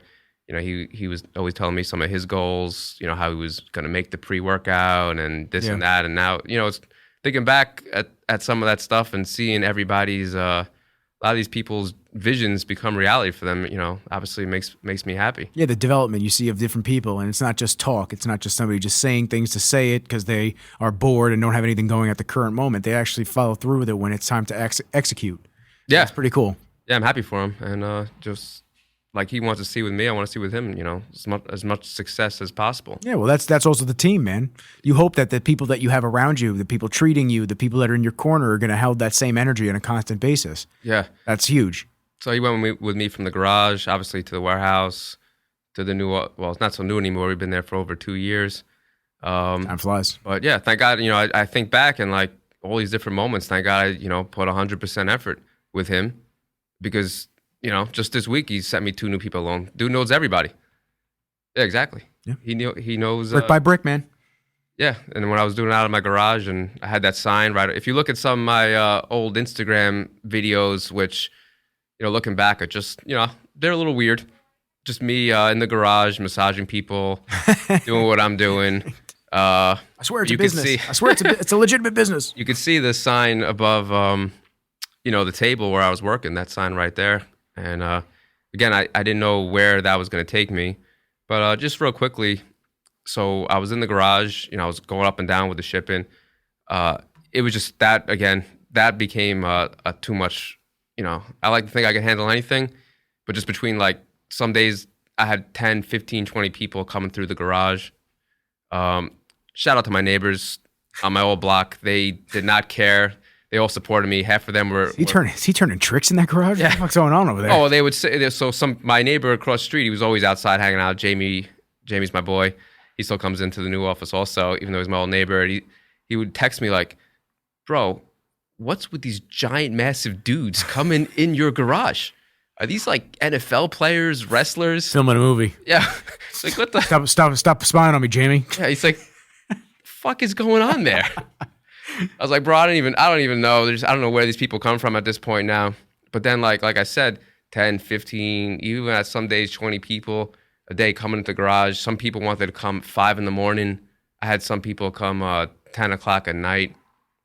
And I was like, this is gonna be just becoming way too much. I had to give up. I told my brother, obviously he completed their studies, like I knew this was gonna happen. Yeah. And this is what I wanted to happen for you. But it's cool that he was there to help you and support you when you needed it. So, and yeah, it's totally understanding, and he wanted to see you do your thing and do well. Like I said, he gave me that confidence. Between him and my wife, I wouldn't have been able to, do any of this without them, with their support. So, a lot of people, I think they're successful because you got to have the right team around you. Yeah.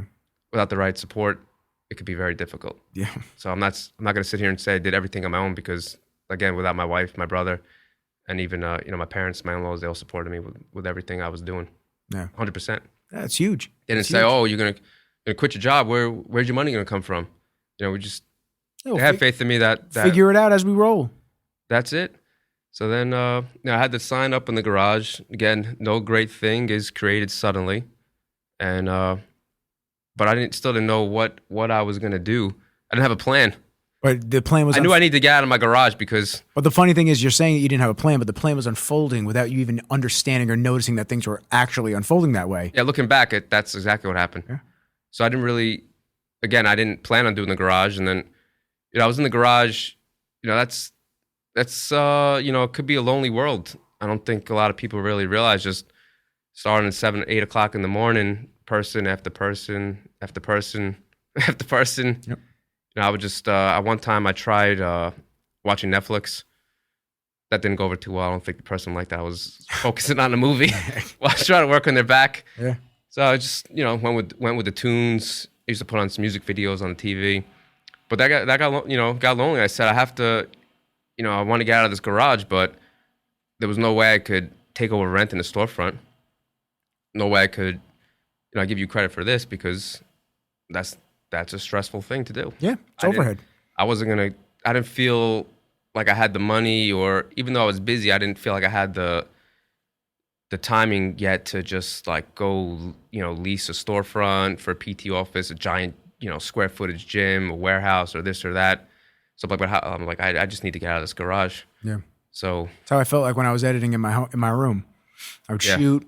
I would go out. This is when I was doing all fitness competitors. Thank fucking God I don't do that much anymore.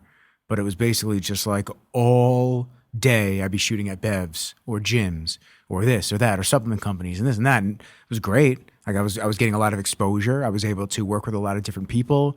I was talking to a lot of the professional athletes. I was able to make really cool, lasting relationships with a lot of different people. But the issue was, like, I'd go out and shoot all day. Then when I was done shooting, because all my shoots were at gyms, I didn't feel like training. I was like not in the mood to now be there for another 2 hours to hit arms or hit chest or hit legs or whatever it was. I'm exhausted. I just filmed for 5-6 hours straight. That sounds like a grind. Yeah, it was exhausting, and I just didn't want to do it like that. So then my fitness started slacking. But the real struggle was, it was a blessing and a curse, because I would be able to put all my shit in my garage at my mom's house, and then I'd go up to my room, I'd offload all my footage, and I'd sit at my desk for the next X amount of hours, and I would just edit. And my TV was right there, and obviously my dog at the time, Cookie, she was in the house. So it's like everything was just right there. And everything was just a revolving, like sitting here, doing it and this and that. But then you look at the clock and it's like, I've been editing from 7 o'clock at night, 8 o'clock at night. Now it's 3 a.m. Plus, it's probably hard to separate, work from just trying to chill. There's no separation. When you're doing it that way. There's no separation. I'd have Xbox on behind me. I'd turn around while something was exporting. I'd play a couple games with some friends. Then I'd turn back around and I'd start editing again. Yeah. And it was good in a lot of ways because my productivity was through the fucking roof. But at what cost now? Now I don't have a life. I don't do anything else. And when I'm not able to like sit and edit now in my little space, it felt like I was just in a movie. Like every day was the same. It's so monotonous and it's just the same thing over and over and over again. So then I got my space in Roslyn. Space in Roslyn was great. And really why I wanted to get that space was because we were doing the podcast and I didn't want people in my home. Like I didn't want people like you, Jamal, like I don't care about that. But people that I didn't know personally for a while, I don't want to just invite them into my house to just do a podcast. It's just not how I want to do things. Oh yeah, well that's exactly me. I mean, it got to I was doing friends, people I knew, then I got to the point my phone was blowing up with random people. I said, realistically, I can't just I got kids, I got I can't just have everybody coming in randomly. I'm not gonna name any names, but some just some nut jobs out there. Oh yeah. You don't want coming to your house. Oh yeah, I have people hit me up, dude. I have people hit me up all the time. They get my phone number, and actually, this is me getting to the point. On side note of, I'm going to be getting a business phone soon because I can't handle having my regular number out there. The amount of questions I get for podcasts, the amount of questions I get for video shoots and photos and this and that, and then I have people just like get my number off my website and just start hitting me up and asking me questions. Hey, I just want to pick your brain for this. Hey, I want to do that. No, leave me alone. Like it's not how we're doing this. And I want to be able to just like dissociate myself from that for a little while. When I go to the gym, when I go here, when I go spend some time with family, I want to have my personal phone with me. I want to leave my business phone at home. I don't want to be on call for everybody. I'm not a doctor. Yeah. You don't need to hit me up all hours of the day and night because of a video project. I'll answer you when I answer you. And if you decide to go with somebody else, then you didn't have the patience to just wait like an hour or two for me to hit you back up. It's cool, bro. Don't worry about it. Yeah, I would definitely agree that your type of business, somebody could wait. But they don't. And they don't act like they can't. And it's and because of the instantaneousness of just like everything in the world, Instagram, tweets, just fucking everything, everybody just automatically assumes that you need to answer within 5 seconds. And I'm pretty good. If my phone's in my hand, generally I answer people right when I see a message come through. I don't play games. I don't see a message and then just like, I'll let them wait for an hour or I'll do this, I'll do that. But the dissociation and separation of home and state type of situation, I need to be able to just like separate that life from this is my business, this is this. And that was the first step was Roslyn. The first step was Roslyn, getting an office. I did the podcast with Panetti.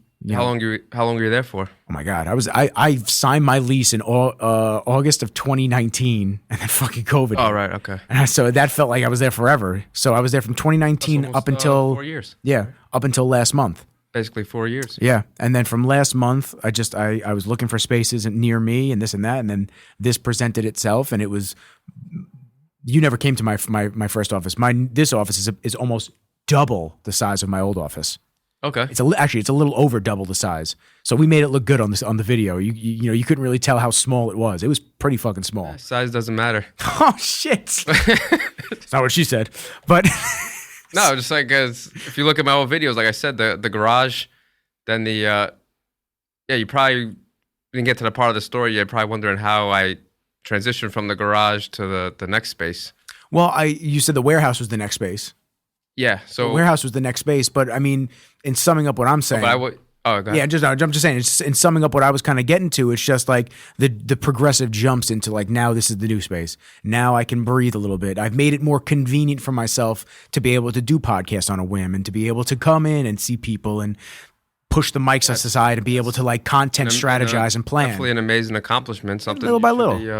And you know what? Saying you got to make that the next jump. And saying to you, talking about jumps, it's like going from the garage to the warehouse to where you're currently at. It's like at first you couldn't think about spending the money on rent or getting storefront and this and that, but it's almost like a fish in the pond. Like you're only going to grow as big as that pond's going to let you. And then you have to kind of put yourself in the elements and get out there and make yourself uncomfortable. And okay, the overhead's an extra $500 a month. Oh, it sucks. I don't want to spend it, but I'll make more. Like I'll be able to just continually make more money and get more opportunities. And you have to trust that the process is bringing you to where you're at. Yeah. So how'd you get the warehouse? Well, the interesting thing was, again, I was scared to make that jump. Yeah. I wasn't going to leave the garage. I understand why. It's tough. Yeah, but I was kind of forced out of it because we decided to sell that house. Oh shit. Yeah, so I was literally I never planned on moving out of that space. Even though it was tough mentally, I was ready to just keep doing it because obviously it mitigated the risk. So what happened was one of the people that were coming in for therapy lived like 2 blocks away. I would pass his house all the time, like driving my kids to school or just going up and down the block or whatever. I was like, oh, he was coming. I was like, oh, your house is really nice. He's like, oh, you like it? I was like, yeah, I mean, from the outside, it looks really nice. He's like, oh, because we're selling it. I was like, oh, that's interesting. He's like, why don't you take a look? I was like, oh, well, I said, probably out of my price range. And, I have the office here. It'd be hard to really leave. And Bob was like, he's like, why don't you guys just come take a look? So, my wife and I, we go over there, we look. And then he just was like, well, how much you want for it? So, he makes an offer, he makes a number to me. And I said, I think we got to try to make this happen. I don't want to miss this opportunity because we always wanted to upgrade to a bigger space. Seemed like it would be very difficult to do, but like now this guy just presented me a complete monkey wrench of an opportunity. And I was like, all right, yeah, I think I'd like to make that work, but I would definitely, I'd have to get the money out of my house. So I'd have to sell my house. So the whole thing was really a long shot. But my wife's like, let's just, just post it on Facebook, see what happens. Post it on Facebook, boom. An hour later, somebody's like, we want to move to that neighborhood. We need that size house that you have. Basically gave us... So no realtor or anything like that? Nothing. That's beautiful. No realtor. No fees, nothing like that. That's great. My wife's like, this person just basically offered us our asking price for this house. I was like, oh shit, we gotta make this happen. She's like, I was like, wait, what am I gonna do about work? Yeah. I was like, oh, back at this situation again. And basically I was like, if this works out, I'm not gonna complain about like houses, because we had moved 3 times before that. So it was like my 3rd house that we were buying. So moved, everything fell into place and we moved. I thought about setting up a home office in the new house out of that, turning that garage, getting a split unit, getting everything set up nicely. But it was definitely adding up to a big expense. And then my brother had his warehouse down in Farmingdale. That's where I was originally doing the packaging out of. But then his best friend / office manager, Mr. Habibs. Shout out to Mr. Habibs. Shout out, Mr. Habibs. Yeah, I don't know if you ever met him at the office. Nope. But he was in the old spot. A lot of the OG patients, clients will picture him. You walk in, he's sitting there, vaping in his office. He's like, guys, I found this spot in Hicksville. We could do everything out of there. We could do the shipping. It's got 2 giant garage doors. Used to be a florist. And then they even's you go up a few steps in the back. That's where they had the florista offices. You could utilize that space for do your PT there. I was like, I don't know, that sounds weird, to be honest with you. I went over, my wife and I looked at the space. So they ended up taking the space anyway before I moved houses. So they started shipping out of there. I was still working in my garage until the last day of moving. And I went over there and my wife, I'm like, what am I gonna do? We started looking at some, storefronts to rent. Expensive. Yeah, I was like, okay, this is not an option because I'd be paying way more than I'm even bringing in right now. So Yep. Again, back to the rat race with the bills. That's just being in debt, not really an option I wanted to go into. So I was like, I went over to that warehouse. I looked around. I said, I don't think this is gonna work. Then my wife's like, hold on, let me. She's like, I don't think it's gonna be tough to build a garage office again. Let me go look at that space with you. So this place, we walk in, it's an absolute shithole. It's like shit everywhere. Mr. Habib's had his mom's couches right when you walked in. Fire. It was just boxes everywhere, junk everywhere, holes in the wall. You walk back to the offices, the ceiling's caving in, holes in the wall, everything just falling apart. And I was like, you see, it's not good. She's like, hold on. We've done this before with the garage. We could do it again. She's like, I know you can make this work. And basically, that weekend, 4 a.m., went over there all day, till midnight, cleaning up, moving shit in, getting stuff ready to make an office the whole weekend.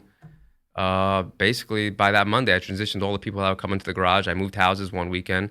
Next weekend, I moved the office and had everybody set up coming in that Monday. And, to her credit, which I never thought, she always reminds me, it was her idea. We were able to make it work. That's good. And then, I ended up having, Daryl Strawberry came in for PT. That's cool. So I'm going from a place where I never even thought I could do PT out of to like having my all-time favorite baseball player growing up as a kid coming in for PT for his feet. Shit. Yeah, it was like, it's just a surreal experience for me. Had some other, high-level athletes, basketball players, college football players, all come into this space. And again, similar situation where I'm like, it was also next to an underground poker club. So like literally the door where our door was, it also constantly smelled like weed. Oh shit. So people would walk in, you'd have to walk through the warehouse. Again, Mr. Habib's had his office, boxes. We tried to keep that clean, but it was definitely an experience. I was like, I don't know, how people are going to receive this. So the first week I'm working there, somebody makes a statement to me, this is like underground PT. This is like the coolest place I've ever been to. I was like, you serious? Like, yeah, I really, really love it here. It's like a great space, great vibe. You kind of just chill. I had a couch with a TV and, people just hanging out. And then, just something I didn't think was going to worked out. It's awesome. And then I was still there by myself for, quite a while. And then I connected with Tom Flynn, Tom from the gym. Mm-hmm. I'm sure you do. Yep. Everybody does. Yeah, I know Tom. Great kid. He was coming in for his neck. He was still in school, getting ready to do finance and get a job for himself at some point. And he's like, Scott, would you want some help here as, while I'm in school? And I'm really, like what you're doing here. I'm into fitness. You could, train people in the little gym area we had. I was like, yeah, sure. So brought him on as my first ever employee. Nice. Super blessed to be connected with Tom. Great kid, great family. Shout out to Sophie also. And just kind of spiraled from there. And then still only had one table in that room, but then was able to squeeze in, 4 tables. We ended up getting a student there, and then brought in another PT just because I couldn't do all the work myself. This way, open up more time slots. And then, we were there for a few years. A lot of trials and tribulations there. It was a kind of weird, it's a weird space. You were never there, but Nope. Jamal could probably tell you more about it. I mean, the bathroom, I would say would equate to like a prison style bathroom. Nice. Yeah. Love those. Yeah, it was. Love those. You got to keep looking over your shoulder while you're going to the bathroom. It's still, like I mentioned, people loved it. They had positive things to say. There was every once in a while, we stayed there during COVID. Obviously, some lady I remember one time, walked in with a mask on, saw like all of us in a tight space. Freaked out. Just like, I gotta get the fuck out of here. What the fuck is going on in this place? This is the new influenza creeping den. Yeah, and it used to be an Indian florist, so it had a giant sign that said "Florista" on top of the door, like a big light up sign. So I used to have to tell people, okay, when you come, go to the red door under the florist sign. Sick. Yeah, they're like, so most people would find it. Generally, if you had half a brain, you could figure out, okay, it's the red door, giant florist sign, like we explained. But people would still not find it. They would get lost. So there was a handful of people that just never made it in. Never made it. They had appointments. Yep. I used to send Dan. Then Dan started working for me. Used to send him out. I used to literally have his sole job was to clean up the warehouse and find people. Like he'd be like outside. They'd be like rolling the window down, and he's like, "Are you looking for the PT?" He's like, "You coming through here?" Should have hired him to like stand outside with the sign, like spinning it. Yeah, I should have been like, right this way. Right this basically. way. So he would bring people in so they wouldn't get lost. And then other people would walk in, make jokes like, "Oh," it's like because it would smell like really backwoods, marijuana, strong scent. Like, "Oh, this is pretty cool. You having can I get some before we start the session?" I'm like, "It's not me. It's that's the blue door. Yeah, Go through there." It's the poker room. Then you'd have the girls going into the poker room. So they'd be like, "Oh, what's going on over there?" Like it's just the the poker girls that they massage you for like a minute. But then some of the poker guys started coming in. They would always invite me to play, but that's not my thing. Let me ask you on the PT side. Let me ask you. So some of the stuff that you deal with, obviously, with Darryl Strawberry, all the athletes that you work with, what are some of the most common things that you see injury wise, and what's the best route of rehab that you get to work with them on? Okay, yeah. I mean, considering I know what you're into right now, going to Sarah's and jiu-jitsu, I'd probably say my neck is getting beat up over there. That's what I was gonna say. So almost every MMA, athlete or MMA, whatever you want to call it, you guys, always have neck tightness just from the constant grabbing, the twisting, neck, shoulder. So even if an MMA guy comes in, they're like, oh, it's my hip flexors hurts the kick, which is very common. I'm like, I know you got neck pain also. I'm gonna incorporate the neck treatment into the session. They're like, oh, you could do that? I'm like, yeah, we gotta work on everything, gotta work on what you need. So Zach was in this morning, he comes every week. Obviously, you know Zach, right? Yeah. And Beethoven comes through. Yeah. Beethoven comes through. I know you got, like you said, you had Aljo, you had Steamroller come in. He's got his fight coming up this week. Steamroller and Naz. Shout out to Steamroller. Yep. Big body Steam, my guy. Definitely one of my favorite fighters to work with. So pumped to watch him at the Garden. So now him getting ready for a fight, what are some of the things that you just did? Is it overall maintenance just to keep everything loose? Is it? Yeah, we actually have a video on that dropping soon, but that's I can't. I promise Nick we can't release that yet. That's all right, don't release it. But yeah, there's a lot of pretty much, I don't want to give too much information specific to his injuries, but no, you don't have to talk about his injuries. No. Yeah, I'm just asking. Like, is it just making sure that they stay all loose everywhere? Yeah, he's a few setbacks here and there. Yeah, but just like any athlete, everybody's got tweaks, and no athlete I've ever known goes into something 100%. I feel like everybody has something that's bothering them here and there. Yeah, big body Steam. He's coming in basically. For camp, he comes in basically every other day. That's awesome. And, whether it's working on his hamstrings, his back, his neck, his posterior shoulders, his hip flexors, his ankles. You just want to make sure that you get everything, though. You have to, because these types of camps and these types of lifestyles, they beat on you over the course of X amount of weeks, especially getting ready for a fight, because you can't really pull back the entire time. You got to go at an intense pace because you're going to be going 110% in the ring. Yeah. In the cage. And I kind of just fell into working with these fighters, and I wouldn't say probably, it's definitely my most favorite thing that I enjoy doing. And I'll give you an example. Pambos, the Ferocious, first UFC, he trains out of law. Okay. First pro UFC fighter from Cyprus. Oh, cool. So we were getting him ready for Contender Series to get that pro UFC contract. And Pamos is just a great guy. Like, he's got a little bit of an accent. We always imitate him. We have a great time when he comes in the office. Lot of laughs, especially when Nick is there. And, we're having a good time working with him. And he's just getting ready, doing a lot of rehab work. Not rehab, a lot of, I would say, recovery, maintenance work for that fight. He had some setbacks. He calls me one night, it's maybe like 3 weeks away from the fight, 4 weeks away from the fight. He's like, Scott. I'm like, what's up, Pamela? He's like, I broke my foot. Oh. Yeah.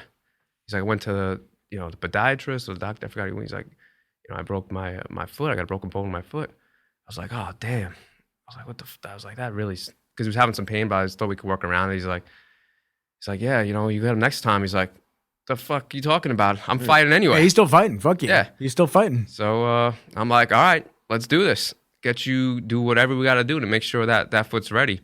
We did a lot of different, obviously manual therapy techniques, different exercises to work around that broken bone. And there's not much you can do with a foot anyway, right? What would they do? They'd normally just cast it? Because I know in a boot. In a boot, okay. Yeah, so they wanted him non-weight bearing. The doctor's like, you got to be non-weight bearing for 4 weeks, 6 weeks. He's like, well, I'll do that after the fight. Yeah, I'll deal with it afterwards. So dude's is straight. So he's known for kicking people, trying to take the knee out. So we did a lot of work with him. He was feeling pretty good. I would probably say 75% going into the fight, despite the broken foot. This is over the summer. We all get, it's his fight night at the Contender Series. The guys all get together. I brought my kids to watch this fight for Pambos. He's fighting this kid, Babyface Killer, who another fighter. I don't know, for some reason Babyface Killer was favorite. But kid looked like a kid too. When Pablos is more like he's 30, he's ready to go. He's more like a man. I'm like, why is this kid favorite? I'm like, Pablos is our guy. He's ready to go. I don't care about the broken foot. Well, nobody knew about the broken foot except us. But we knew he likes to strike with his foot, go at the person. 30 seconds into the fight, he just starts laying some haymakers into this guy's face with his hands, knocks him out. Oh, didn't have to kick. Yeah, we're like, holy shit. Yeah. All that work on his foot, he didn't even use it. No, he didn't even need it. That was perfect. We just need to be able to stand. I got this. We were all going crazy. We had we promised him we'd get some Greek food for the fight. We were eating our kebabs, our rice, souvlaki, whatever, gyro. And that was just like such a fun moment. We were wearing, Nick and I were wearing his shirt. And, I was just like thinking back, that was just, that's really what I love doing now. Yeah. And same with this Saturday, get to watch Steamroller and Nas, take care of business and, pumped to see them. Are they both on the main card? Nas on the main card? Steam's the second fight on the main card. I know Steam is on the main card. Nas is going on, he's on the other card. He's going on like 8. Okay, cool. That's awesome. And then Dennis Bazookas also trains out of law.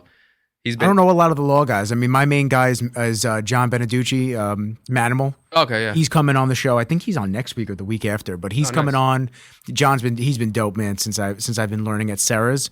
And I went to law that one night. He invited me to go train there, and it's a cool spot. I got to train with some good dudes that night, and I think that's been my favorite part about training in jiu-jitsu. It's everybody's styles, everybody's different, and being able to like actually go to different gyms and just like, oh shit, like they do things way different at this spot. Even though it's like Sarah Longo, Law's gym is very different than what I do at Sarah's. It's cool. I like it. It's a pretty awesome sport. And we're probably going to, we spent some days working out of the Law gym.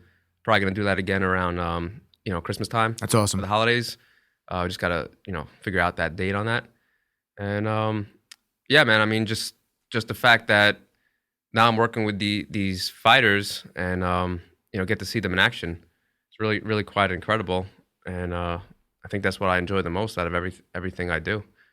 Yeah, well, think about other PT guys in your position that don't evolve or don't network or aren't able to get out there and get the clients that they really want. Not because they can't, but because they just don't take the time to cultivate those relationships.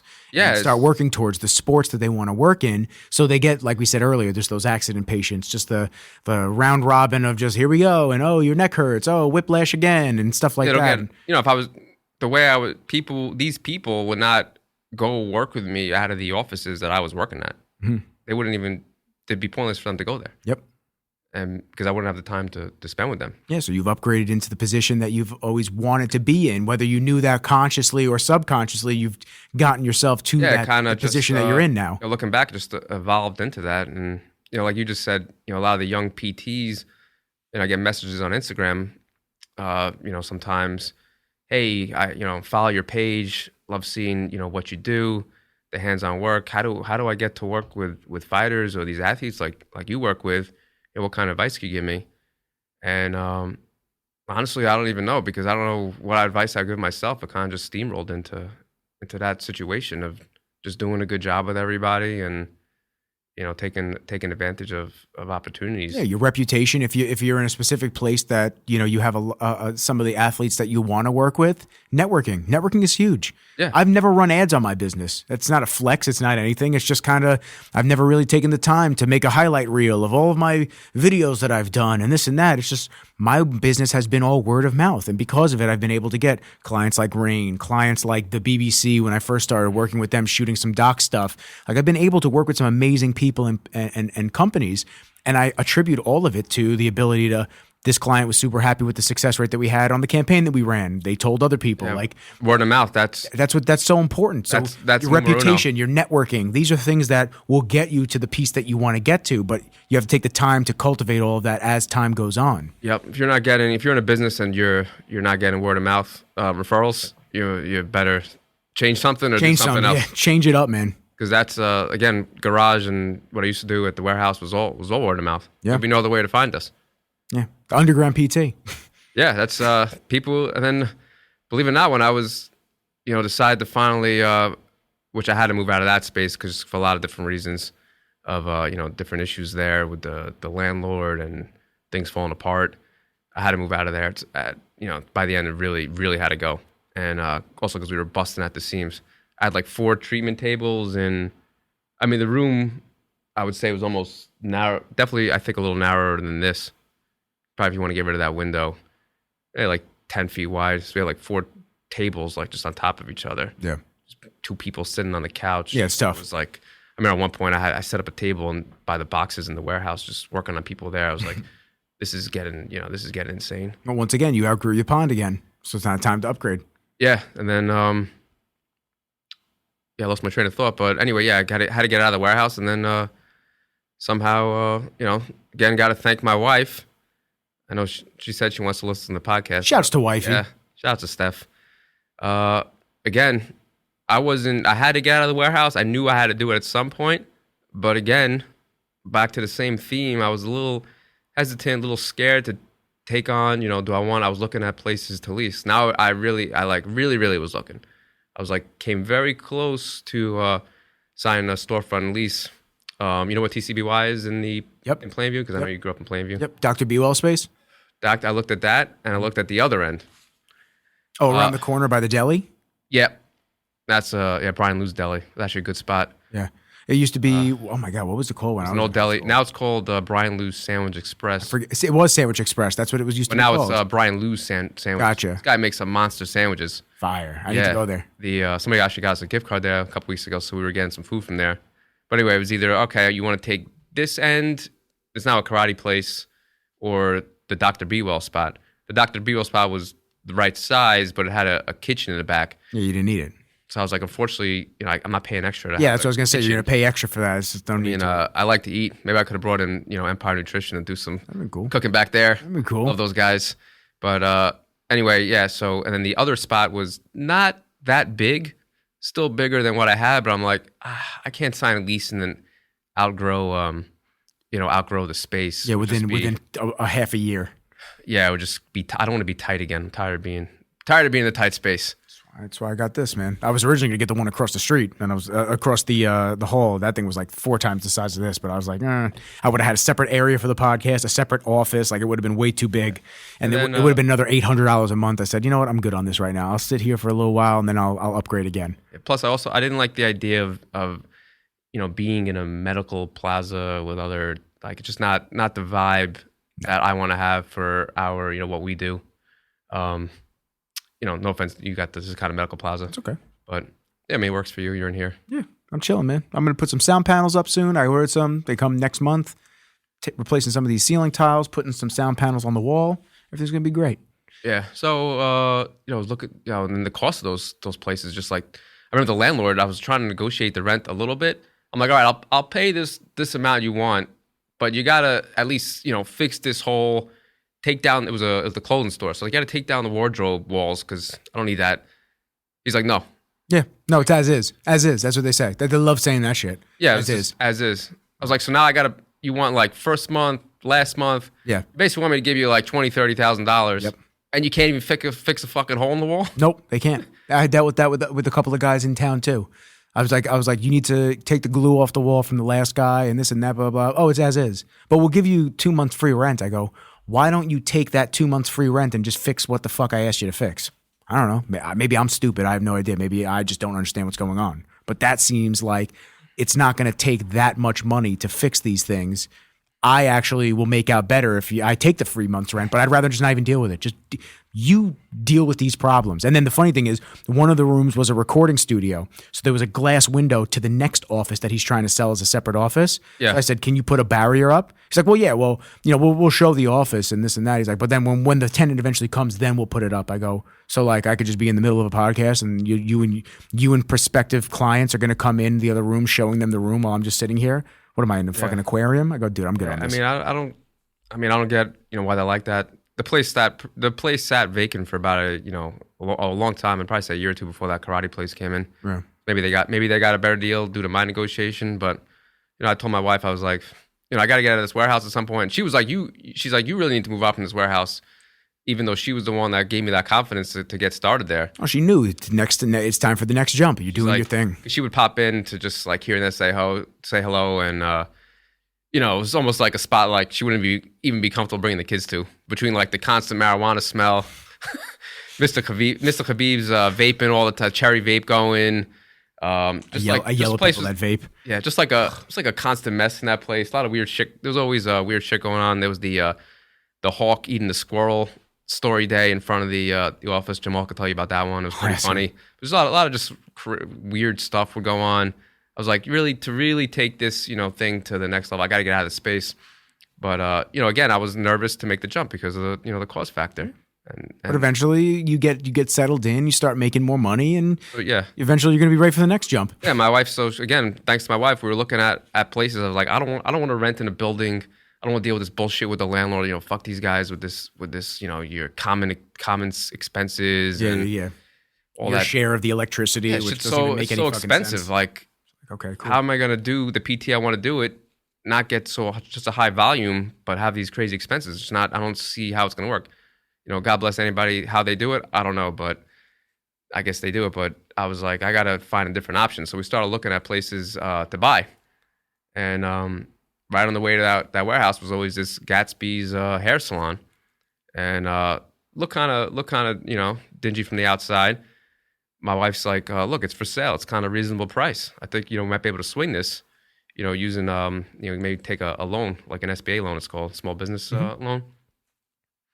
I was like, I don't know. The outside looks kind of small and dingy. I don't think. She's like, could you just go take a look at it? Let's go take a look at it. So we looked at it, went in there. I was like, oh, looks way better from the pictures on the inside than it did on the outside. This might be something we could make work. I knew it had some great potential. So it was a hair salon. There was the sinks, the hair stations. The ladies that owned it, I would say, didn't do much of an upgrade since the 90s. Again, right. Everything in that place was off-white or yellow. Mirrored walls. The fireplace that you see now, it was all mirror. A lot of stuff was falling apart. Need a lot of work. But I'm like, all right, this is probably good. I think the agent told me they just want to get out of this. They're tired of running their business here. They just want out. I was like, all right, let's make an offer and make this work. So I basically made the offer. They took it. Worked in some different negotiations with taking the sinks out. They didn't want to take the sinks out. They just wanted it out. So, that was a lot of back and forth and negotiations, but somehow, this place just happened to come up for sale at this right time for me. That's the mission. That's the whole motto of the episode. It's just things present themselves when they need to be. Yeah. It's pretty crazy how it works out. Things just always work out. Yeah, and I actually, there's way more parts of the story, but I looked at another place in Plainview on Southwest Bay Road, and I know they have all those medical plazas there, little medical houses. This one, I literally had the contract to buy this place. It was probably about $250,000 more, so it was way more money. And I went to do the inspection with the inspector. Went upstairs, and there was people living up there, so I was going to rent the top out, use the main level for the PT, and they just got really angry with looking at it. They did not want to let the inspector in to do the inspection on the house. I said, how could I buy this place when I can't even look at it? And they started yelling at us, and it was a whole thing. It was they were getting in a fight with the inspector. Yeah. Have a good one. So it was like, peace. I was like, the energy in this place is way off. I didn't love the vibe, but I really almost signed that contract. I didn't sign that contract, and literally that's like a week later is when the hair salon place came up. That was right around the corner. It was pretty and just unbelievable coincidence. So this place was less money, way better space, and I knew it would just work way better. Obviously I purchased the building. How I got that down payment was just grinding it out from being years at the warehouse. Years of doing your thing, man. Years at the garage. So it all, it's like you could hit fast forward button. It took me all through that time, like a blink of an eye. And now I'm at that space and finally feel content with what I'm doing. It's awesome. We do get tight in there at times. It gets busy. But I don't know if I want to be on to the next thing now. I'm just really just enjoy where you're at. Enjoy the stages of the business. Yeah, we say I work to live, not live to work. So I don't need to have a giant. Everybody's like, why don't you franchise this thing? It's a really unique experience. This and that. Josh York. Shout out to Josh. But then it takes the uniqueness out of it if you start franchising it. Everyone's doing it. I was like, I'm just content right now. Yeah. feel like, got everything I needed. It's a good feeling. It took a long time to get there, just like the sign says. Yes. But definitely pretty content. I mean, gotta thank the guys for couldn't do it all myself. Rob, Nick, bringing him on board definitely helped expand the niche we have with the fighters. Basil, Dan, all these guys now have been with me for years, and all helped me to we kind of work together to make a great experience for people. Yeah, that's ultimately the goal. So let me ask you this, because I know you're a busy man, and we've been at this for almost 2 hours. Let me ask you this. So 2 questions to wrap. Do you think that there's any misconceptions in the field of PT work? Yeah, there's a lot of misconceptions. What would be like the main 3, just to bullet point them and just speak on it? Well, I'll speak in terms, PT is a very broad field. You could work in the hospital, you could do what I do. So I'll speak on in terms of what we do with the outpatient population, orthopedic world. Like we discussed before, people think, I go to PT, I'm going to get heat, stim, I'm going to spend 5 minutes with a therapist, I'm going to get ultrasound, which is bullshit. I'm going to get some, banded exercises and maybe a quick stretch. If that's what you've had done, you have not had true hands-on, physical therapy. That's what we specialize in. That's what we like to do. That's what we're best at. If you want to go somewhere else and just exercise, then we're not the right office for you. Yeah. We like getting our hands on people, seeing how they respond to that therapy. So I think there's a misconception that, physical therapists don't always do that type of work, because a lot of people been to physical therapy but haven't experienced that. Gotcha. I think that's, at least from my personal view, that's the number one misconception that I'm always explaining to new customers when they're like, I heard you're the best, but I've been to PT. PT was a waste of time. I was like, well, what'd you do? Well, did some band exercises. Yeah. The therapist rubbed my shoulder for a few minutes, and then they stretched me, and then I got the stimulation. I was like, well, okay, you really didn't have true physical therapy. Just come in and we could see a different experience. Cool. And what's one takeaway for listeners that you wish you knew way back when? It could be life. It could be the gym. It could be anything. I'd probably say, if you have listened to this whole episode, sounds like it went on pretty long, but I appreciate you listening. People listen in and out. Yeah, appreciate you listening, and I'll kind of keep it to the topic of the sign about no great thing is created suddenly. Just putting the work in if you want to create something. It takes time, and the number one takeaway would be, I'm 41 now, and that whole journey from 21 to 41, although it was great, went like super fast. And, I'm nervous that 41, 61 is going to go even faster. But now I just want things to slow down. Like I said, I kind of have everything, not sound too like arrogant or whatever, but I just feel like I have everything I need. Yeah. That doesn't sound arrogant. It sounds like you're content. I'm very content, family-wise, got everything I need with my wife, my kids. Professionally, got everything. I'm happy with the people I work with. Basically, I would say if you get to the point of your work, especially in your 20s or 30s, and you're just grinding day in and day out, and you're just not enjoying what you're doing, now's the time to make the change. When are you going to make the changes? When you're 40, 50, you're dead. And then if you have goals, now's the time to do it. I could have waited to get the new place or move on to the next thing, but when am I going to do that when I'm dead? I have some other goals in mind now that, again, I'm content, but some other things I want to try to work on, move on to maybe the next goal. But I don't feel like I have to do it. But again, if I want to do that, now's the time. Can't wait till what I'm going to do when I'm dead. Can't do it when you're dead. Yeah. Can't do it. So, and again, take some risks. What's the worst thing that's going to happen? Nothing. Especially if you have a good support staff, support team around you, then there's really nothing to worry about. I love that. I want to thank you for coming and chopping it up with me and hanging out, because you are the man. And I know you're a busy man. And I know you want to go see Marina and you got to get back doing your thing and see your kids as well.